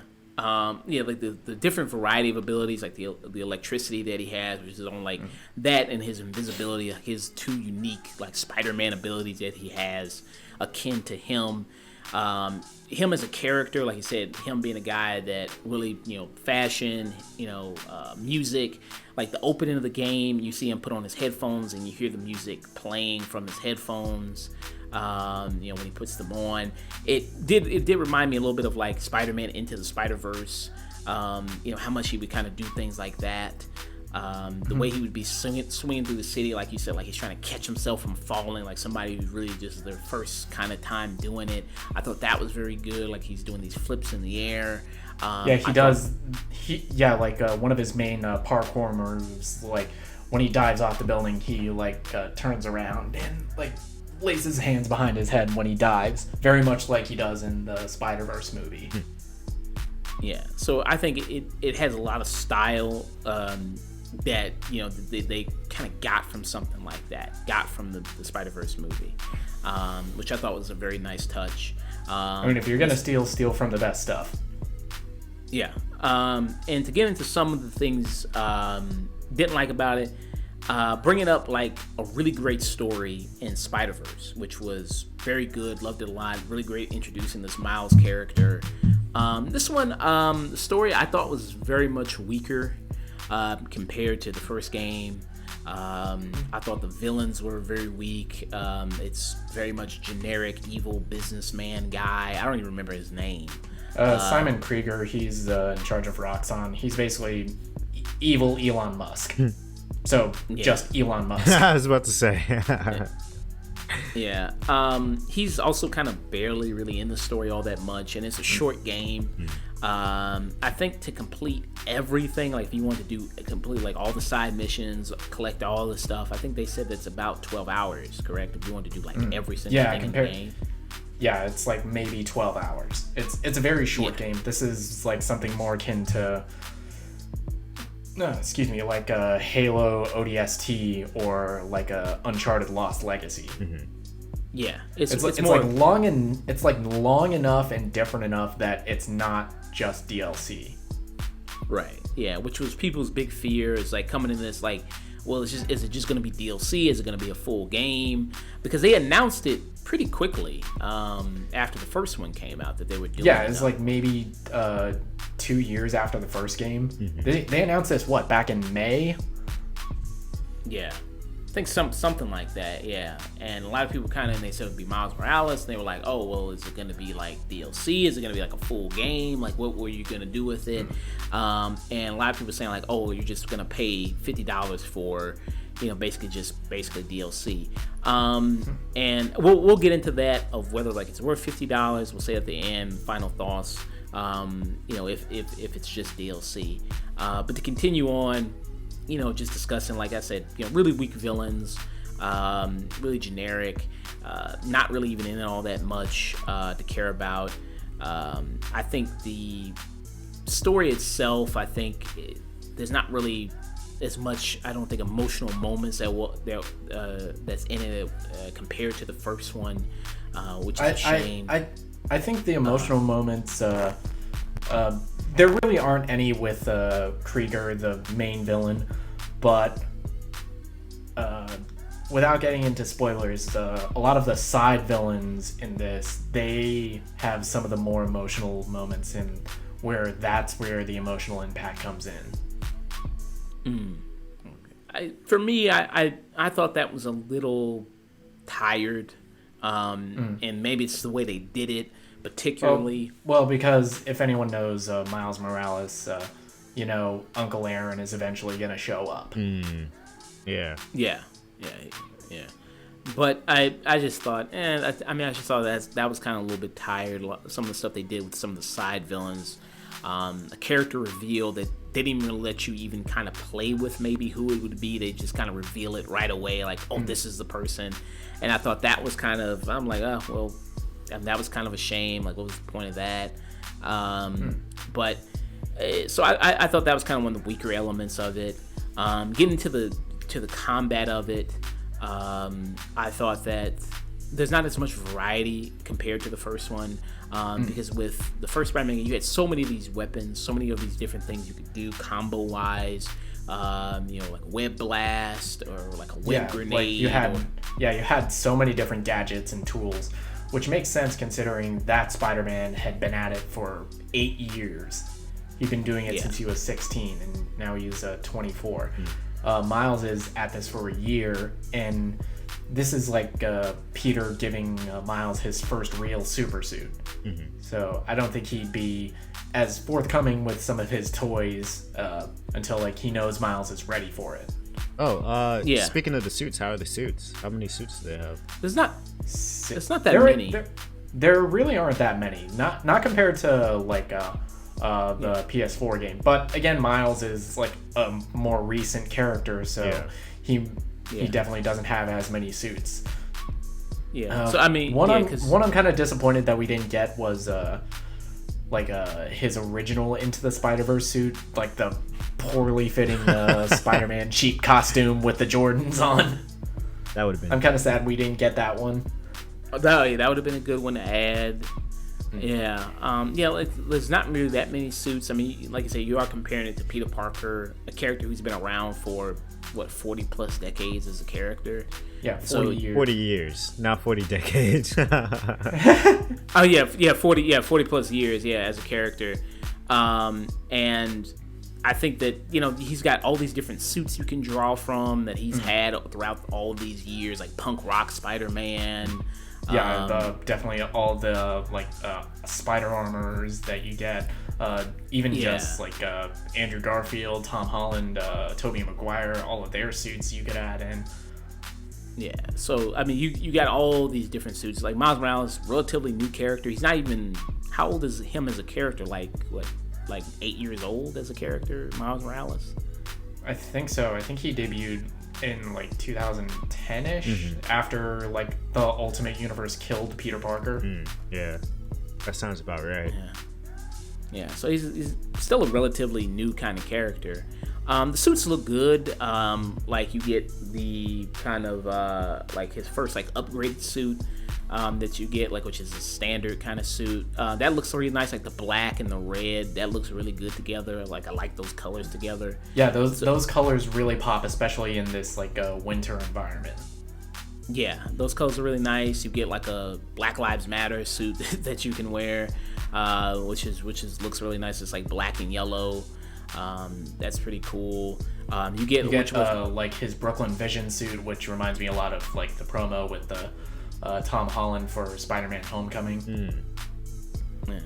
My favorite suit was the Spider-Verse suit, and then there's like the special ability with the suit where you can actually like make the game look like the Spider-Verse movie, where when you punch people, it's like you can add filters where you punch people, you get the comic sound effects, and you can also like put that movement filter on Miles, so he moves very much like he does in the movie. It's like the world is like at the world's at like 60 frames a second.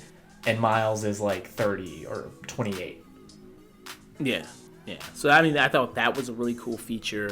I mean, like the suits, like I said, there's not that many suits, so there's not all these like really cool different suit abilities, you know what I mean, that you can use like compared to the first one. So that's kind of a downgrade compared to that.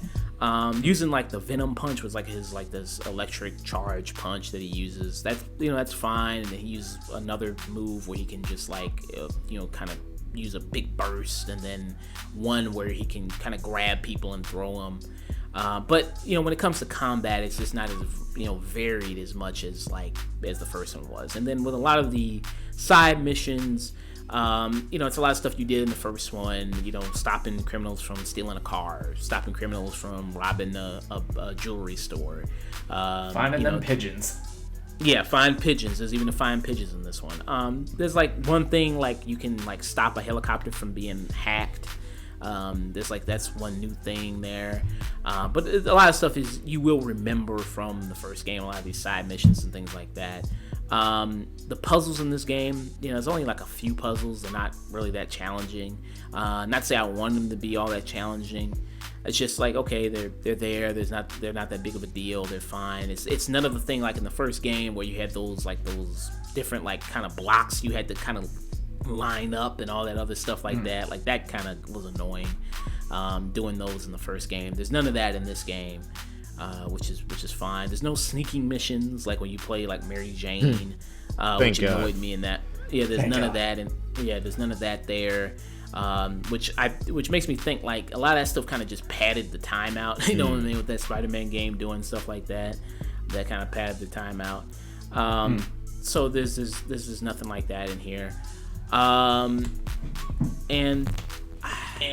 I will say, like, it being 12 hours, like, if you do everything, I mean, it's still an enjoyable experience. Just want to give my final thoughts here. It's an enjoyable experience of a game still. Like, it's still, hey, you're Spider-Man. I mean, that's cool. I mean, you know what I mean? And you swinging around the city. I still get a huge rush just swinging around the city. Like, I don't know why anybody would ever fast travel. Because, like, it is just so much fun just swinging. I mean, it's just so much fun. And still beating up criminals, even if it is, kind of this similar kind of wave of enemies, wave of criminals. You got kind of the same variety of types. It's not that much, different types that you fought in the first game. And I had it on the hardest difficulty. Even on the hardest difficulty, game is not really that challenging. But still, I still think it is an enjoyable game to play. And a game you still will have fun with, just being Spider-Man, just having fun, being that character. And overall, I would still give it a probably 7.5 to an 8 out of 10. If it being at $50, do I think it's worth that price point? Maybe if it was the same price as like when Uncharted Lost Legacy came out, which is like what this is more akin to, like Nick said. Which, if anybody didn't know, Uncharted Lost Legacy was basically like the spin-off game they did off of the main Uncharted series with Nathan Drake, and it was with Chloe and Nadine.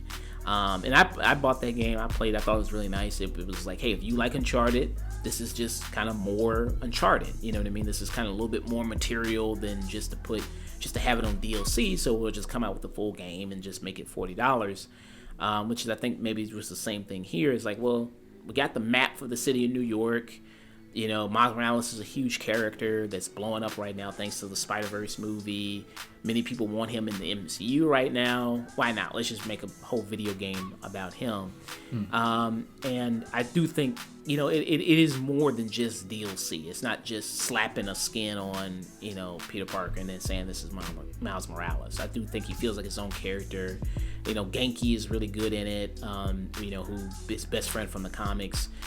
He's in this. His mother is very good in this. His character, Vanessa, who's one of his best friends, she's a fine character in it. I just think story-wise, things just don't, it's just not all that interesting. When you're swinging throughout the city, J. Jonah Jameson, you still hear his radio, but now to combat that, like there's like a podcast where it's like this like small podcast, and then you hear kind of they even have like their debate. Even like she says like, oh well, J. Jonah Jameson, I'm gonna challenge him to a debate, what I mean? So she's kind of like this up and coming podcast and things like that to basically that is very, very pro Spider-Man and very like he does great for the city and things like that. So that's kind of cool to listen to while you're swinging throughout the city. Something that, different variety there than just listening to J. Jonah Jameson and his radio show. It being $50, like if you knocked it back to like $40, I think that'd be a perfect price point to price this game and to get it. 50, I don't know, but I still think it is a very enjoyable experience, and I give it a 7.5 out of 8. Nick? I agree with you. This is a very enjoyable experience. I do agree that the story in this isn't as strong as it is in the first game. Like, you spend a lot of time with Dr. Octavius in the original PS4 Spider-Man before he turns into Doc Ock. And that story is especially heartbreaking, especially all the emotional stakes that come with that game. And there's nothing on that level in this one. But as far as the gameplay goes, this game plays amazing. Miles moves differently. He has a different power set that you get to play with, which is really satisfying. And much like much like on Lost Legacy, like you mentioned, this is kind of, it's not small enough to be DLC, but it's also not big enough to be its own $50 game. I think on PS4 it was like $40. But even that, I think, is a little steep for like how little content there is. But I still had so much fun playing this game, so I give this 7.5 out of 10. It's definitely one of the most fun games I've had this year, but there isn't enough to justify getting it any higher. And there are seeds that are being laid for potentially where they're going for Spider-Man 2, the next game. Good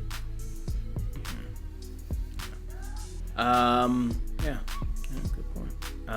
All right, so moving on from discussing Marvel's Spider-Man Miles Morales, we're going to discuss the Video Game Awards nominations just came out.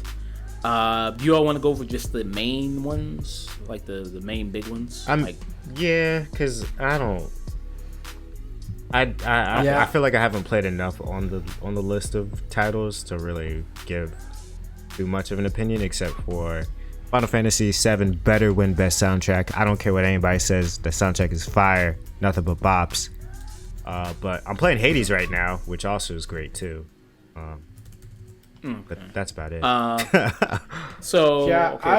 kind of don't think I play enough video games to really talk about all the nominees. Like, even on the Game of the Year, even the Game of the Year nominees, I think I've only played.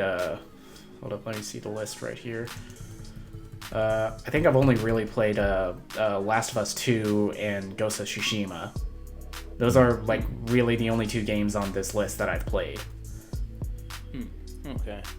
So just to go through the Game of the Year, it's Animal Crossing's New Horizon, Doom Eternal, Final Fantasy VII Remake, Ghost of Tsushima, Hades, Last of Us Part 2.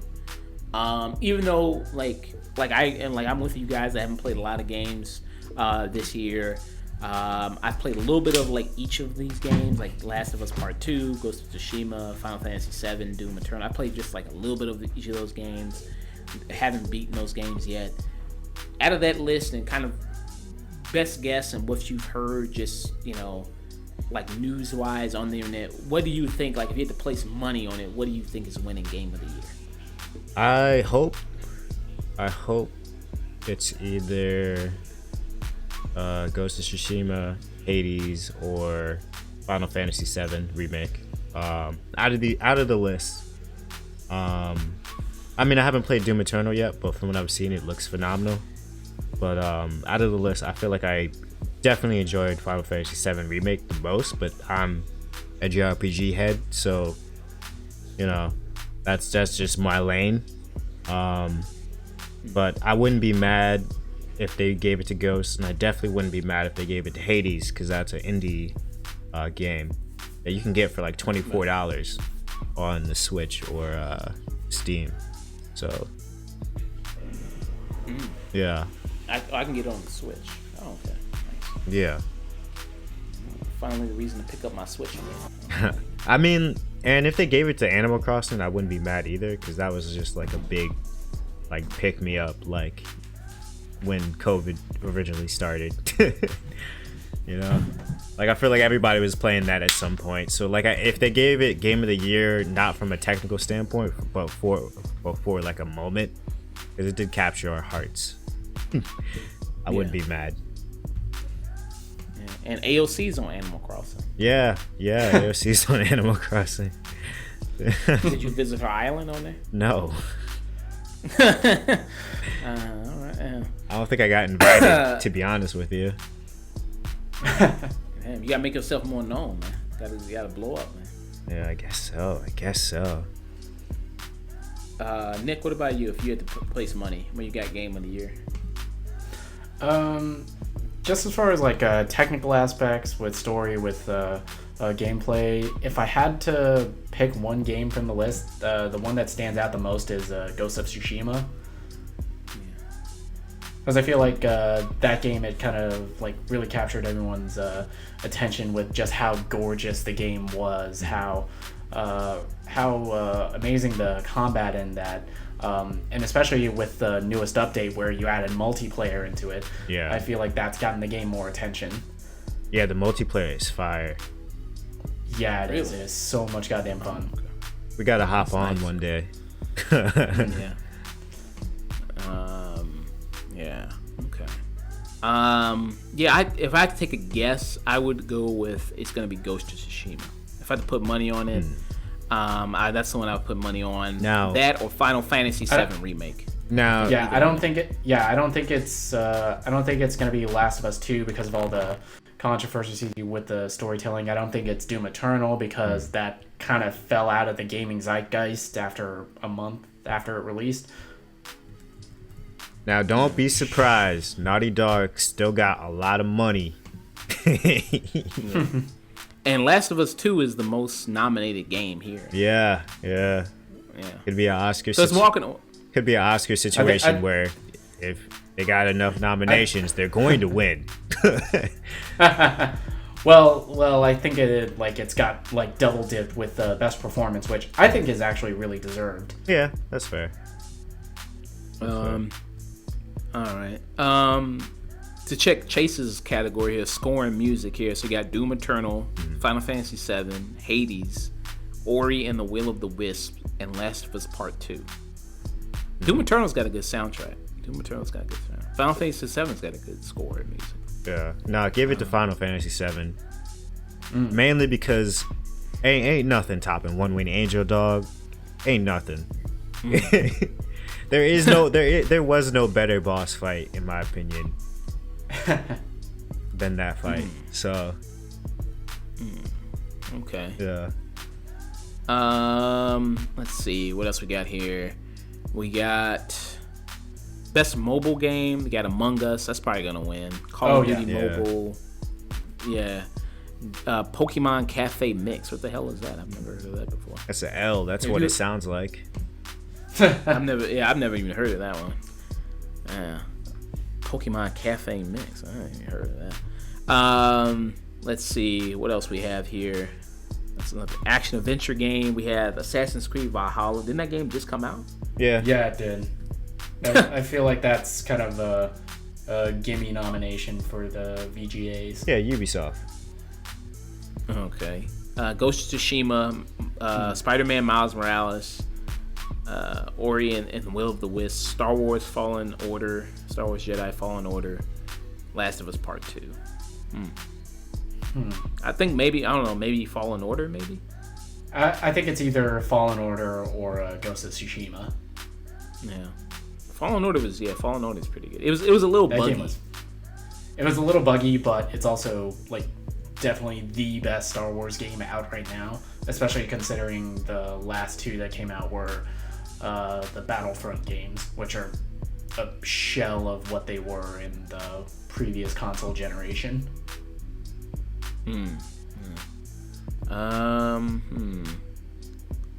Let's see. You also have most anticipated game: Elden Ring, Halo Infinite, Horizon Forbidden West, God of War sequel, Resident Evil Village, The Legend of Zelda: Breath of the Wild sequel. Cyberpunk.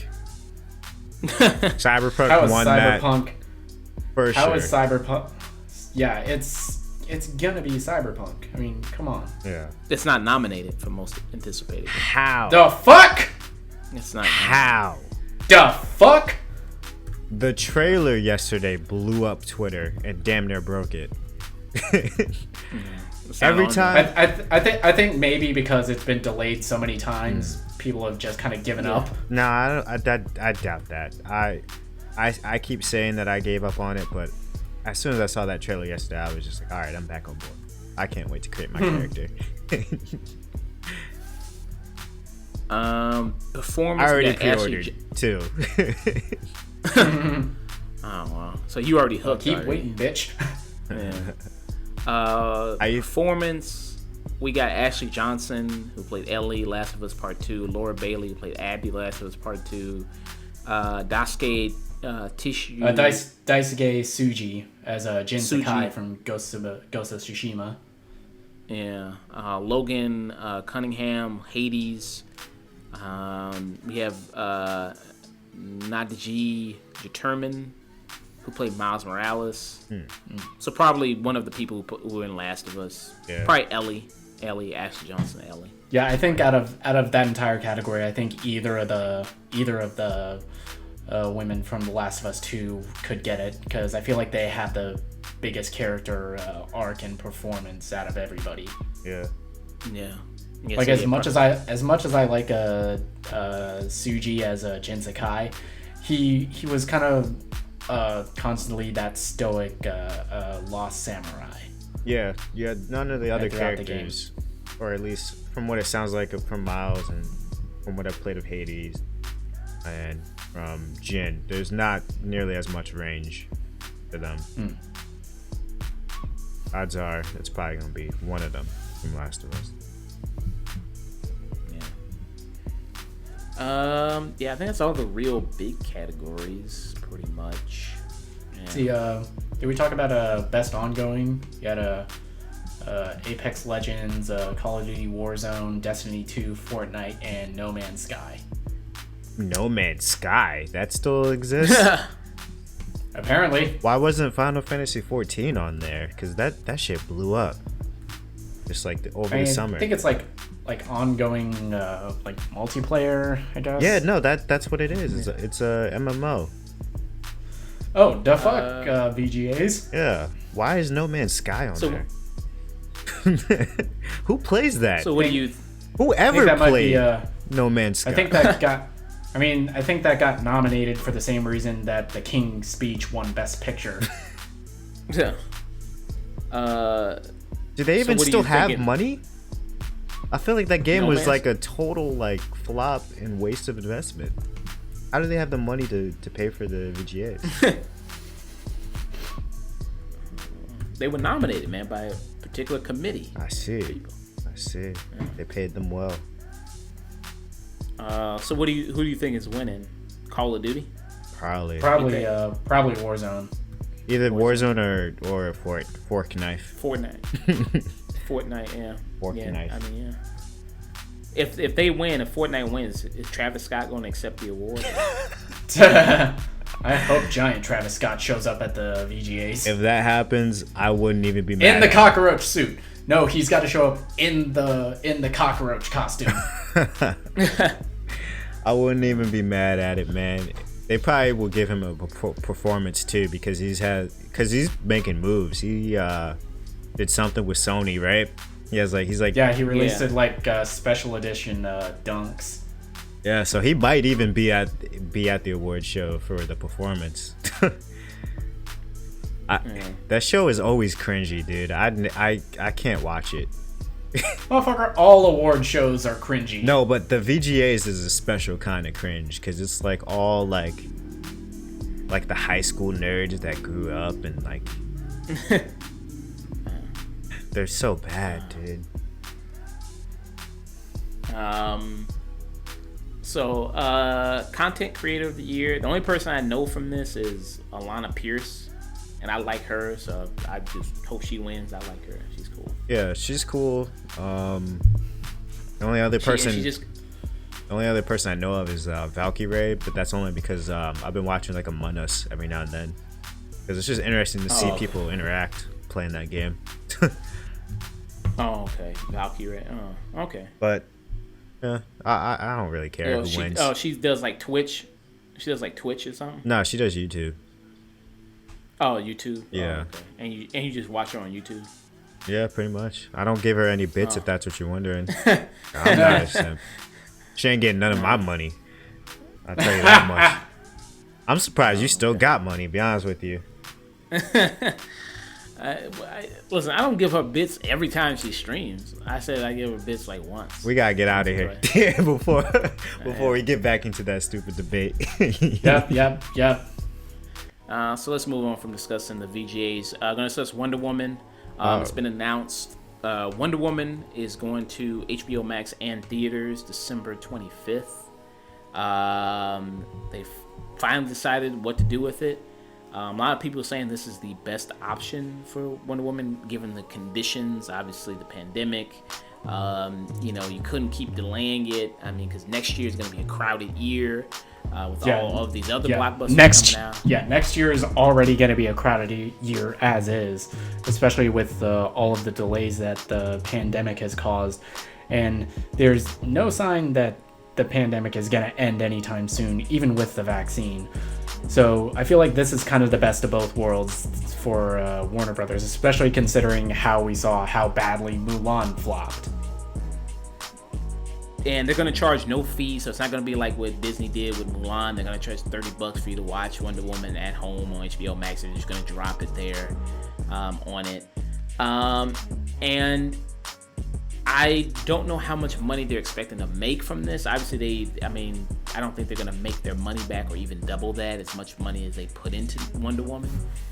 It's going to be hard to see how they make their money back from that investment. Let me see what the budget was on this film. I want to know if I can find it. So the budget on this was $200 million. So in order to make a profit, they would have to do $400 million. Well, I feel that's normally under normal circumstances, given how much marketing promotion you do. But if something is dropping online, I feel like you're not gonna do as much, because I feel like a lot of that goes into like making toys, making merchandise with like special edition like cups and shit you buy at like 7-Eleven. Like whenever a big movie comes out, I feel like that takes up a big chunk of the marketing budget, and I feel like that's not going to be as big of an issue, considering this is going straight to theaters also and HBO Max. I feel like they're kind of taking the balanced approach, like we saw two examples just this summer of both going horribly wrong, at least domestically. We saw how Mulan that kind of like came. There was a huge backlash, not just because, well, the movie was ass anyway, but because of how much they were charging for it. And you also saw with Tenet how that movie bombed domestically by just only going to theaters. And I feel like this is kind of Warner Brothers having their cake and eating it too. Yeah. And I feel like they're gonna get a lot of public goodwill because of this move. Yeah. because they're not charging people for like, hey, pay for the streaming service and pay for the movie as well. Yeah, they're not charging double because HBO Max is already one of the pricier streaming options. It's like $12.99 a month. 15 a month, and to add like another paywall behind that would just be ridiculous, and you would get subscriptions canceled immediately. But one, HBO Max, they always need new content to draw in subscribers. Like they have a lot of stuff. They have a lot of like DC stuff that has been coming over from other streaming service. They have a lot of original content that they're putting out, but I think this is the highest profile thing that's coming there until like the Snyder Cut. Mm-hmm. Right. Yeah. And I'm reading this Variety article, and it's mentioning how, so you saw like when Hamilton premiered on Disney Plus, how much of that was like a huge hit for them on their streaming service. Because Hamilton, that was like that was a pop culture zeitgeist thing before like the common person saw it. Even when it was still on Broadway at like $3,000 a ticket, everyone was talking about, oh my God, you got to see this show, it's amazing. Yeah, but it's like $3,000 a ticket. I'll just wait for like the movie for it. Mm-hmm. Yeah.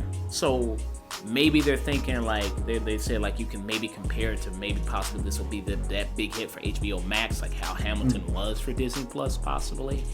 Like this is gonna garner like this huge buzz and everybody talking about it, and tons of people gonna be maybe signing up for HBO Max or trying to stream it that way.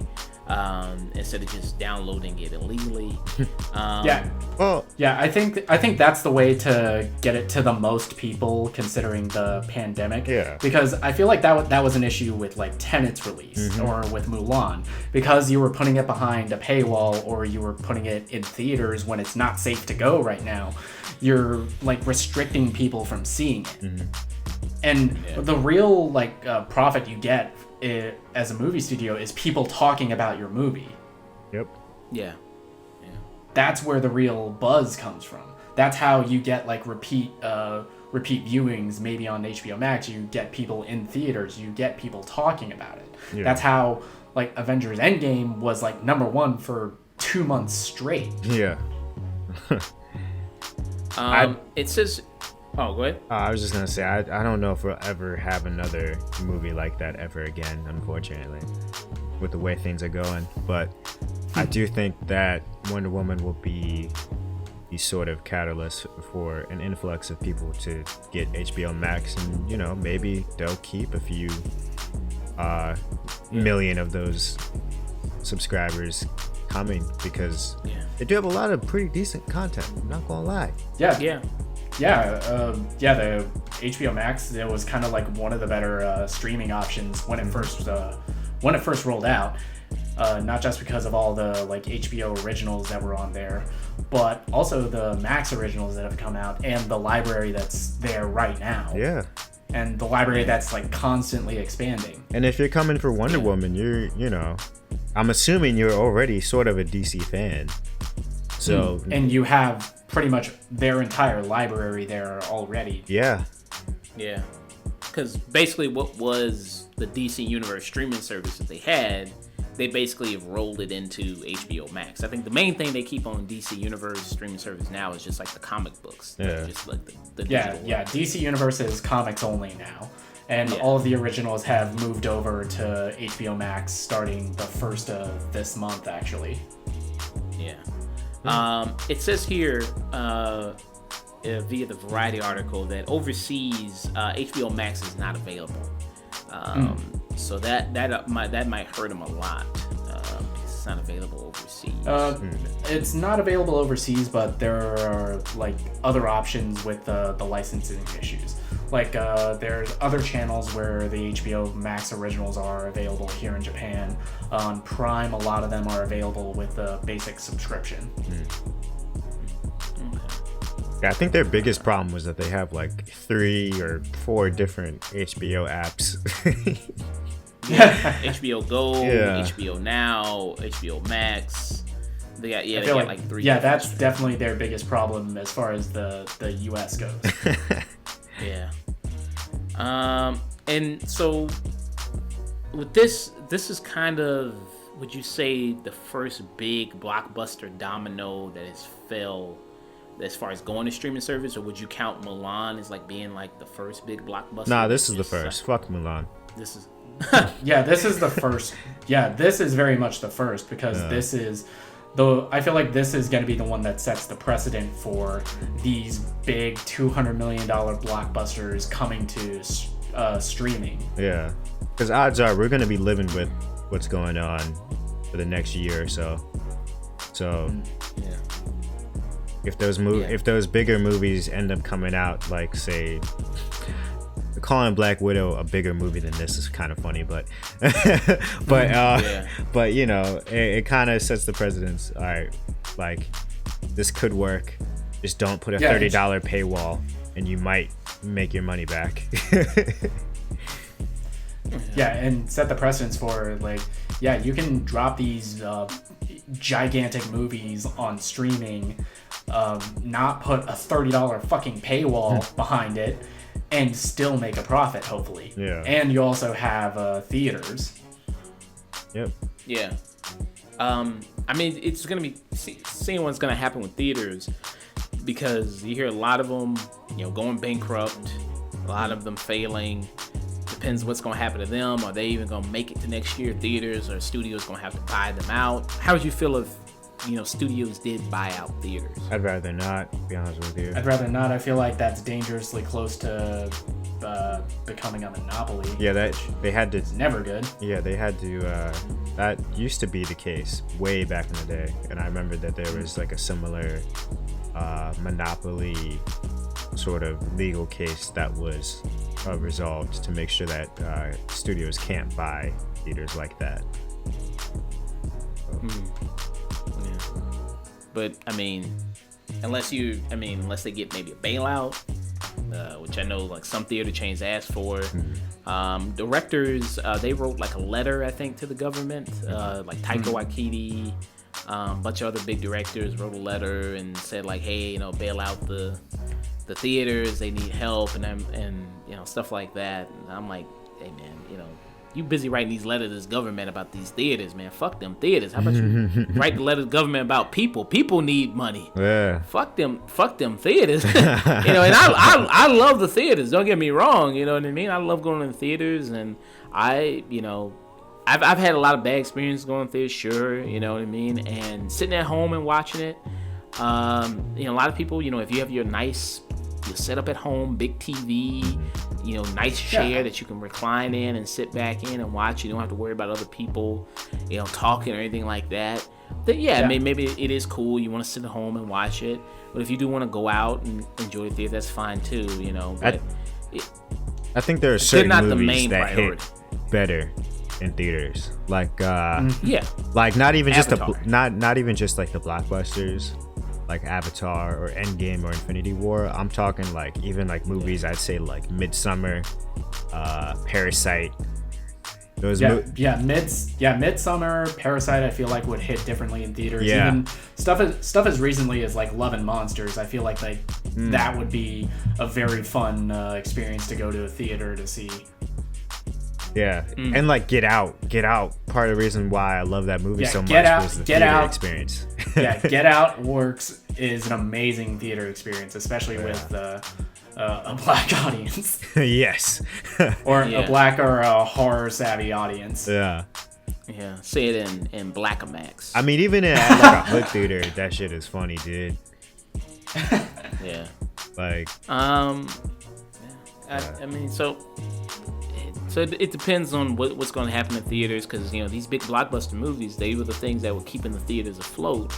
You know, like that's what people went to go see. So I wonder if they're, you know, what's going to be the status of them coming in the next year. They gotta drop those stimmy checks for the theaters. Yeah, bail them out. But they were, I mean, like AMC, they were already in debt even before the pandemic. They said they were already in like $10 million of debt already, which I don't know how you're in that much debt. I don't know, you know what I mean? You buying too much Starbucks coffee or what? I don't know what the hell you're doing. maybe you just overexpanded. Maybe you put too many in too many locations, and none of them are getting the money you think they would put in different locations. But so with theaters, right? They make most of their money off of food concession. Yeah. And like all like the ticket stuff that they don't really make too much off of. Right. So I don't know. I mean, I'm part of the problem because I bring my own snacks. So see, I buy snacks at the movie theater. Yeah, because sometimes I forget to just sneak them in there, and I'm just like, okay, screw it. I'll pay for a $10 hot dog. Fuck it. Okay. Yeah, I used to have like the AMC Stubbs A-list when I was living stateside. So I would pretty much only spend on like concessions and stuff. I would get like popcorn and a beer.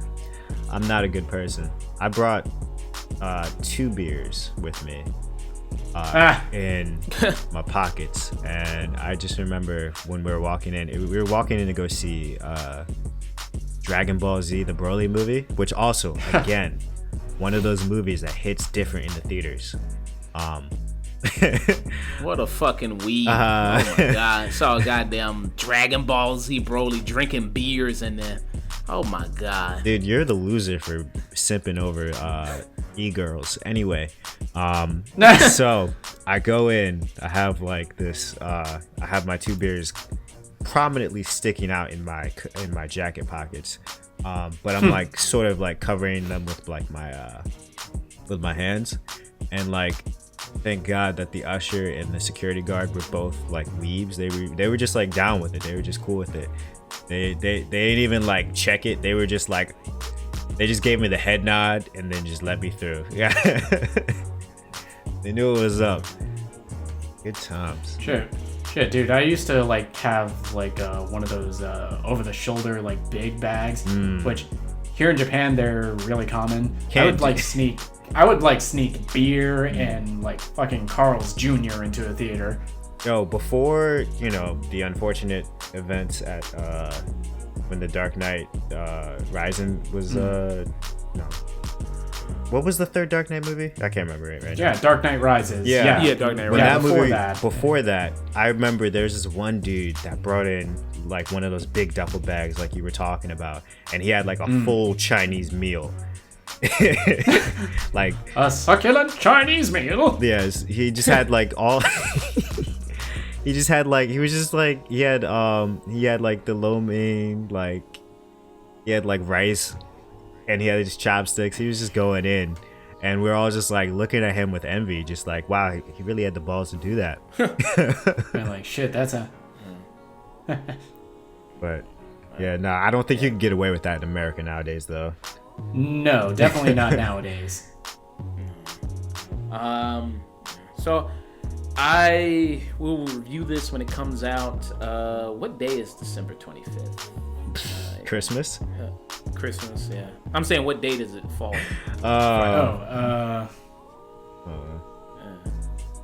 Yeah, Friday. That falls on a Friday, so yeah, we'd be able to review it like the day after it drops. Okay. Yep, yeah, day after it drops. Great. So yeah, we'll review it then. Great. Yeah, so everything like that. All right. Merry Christmas. Very nice Christmas gift. Yeah, nice Christmas. Yeah, dropping Wonder Woman. All right, so we'll get out of here, people. Hey, people, you all know what to do. Do that good stuff. Like, subscribe, thumbs up. Give comments, concerns, constructive criticisms. Let us know what we did right. Let us know what we did wrong. If you want to chat with us, you can always email us at theafternoontune@gmail.com. You can find us on Twitter at twitter.com/theafternoontune. You can also find us on Facebook at Facebook page, facebook.com/theafternoontune. Also on Instagram at theafternoontune. Chase, where people can find you. You can find me at Mr. Chayse Mac at Twitter, Instagram. I'm actually now streaming on Twitch. Sweet.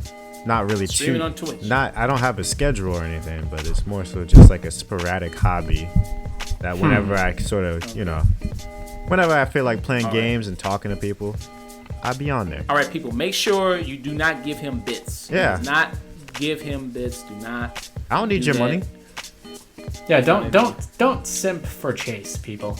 Yeah, you could simp for better things and better people. But where can they find you, Nick? All right, you can find me on Facebook, Nick Taylor, or Twitter and Instagram at Night and Day Nick. Great. All right. So, to all you people out there listening to this, whenever you're listening to this, hope you are having a great time, and don't forget to always stay tuned.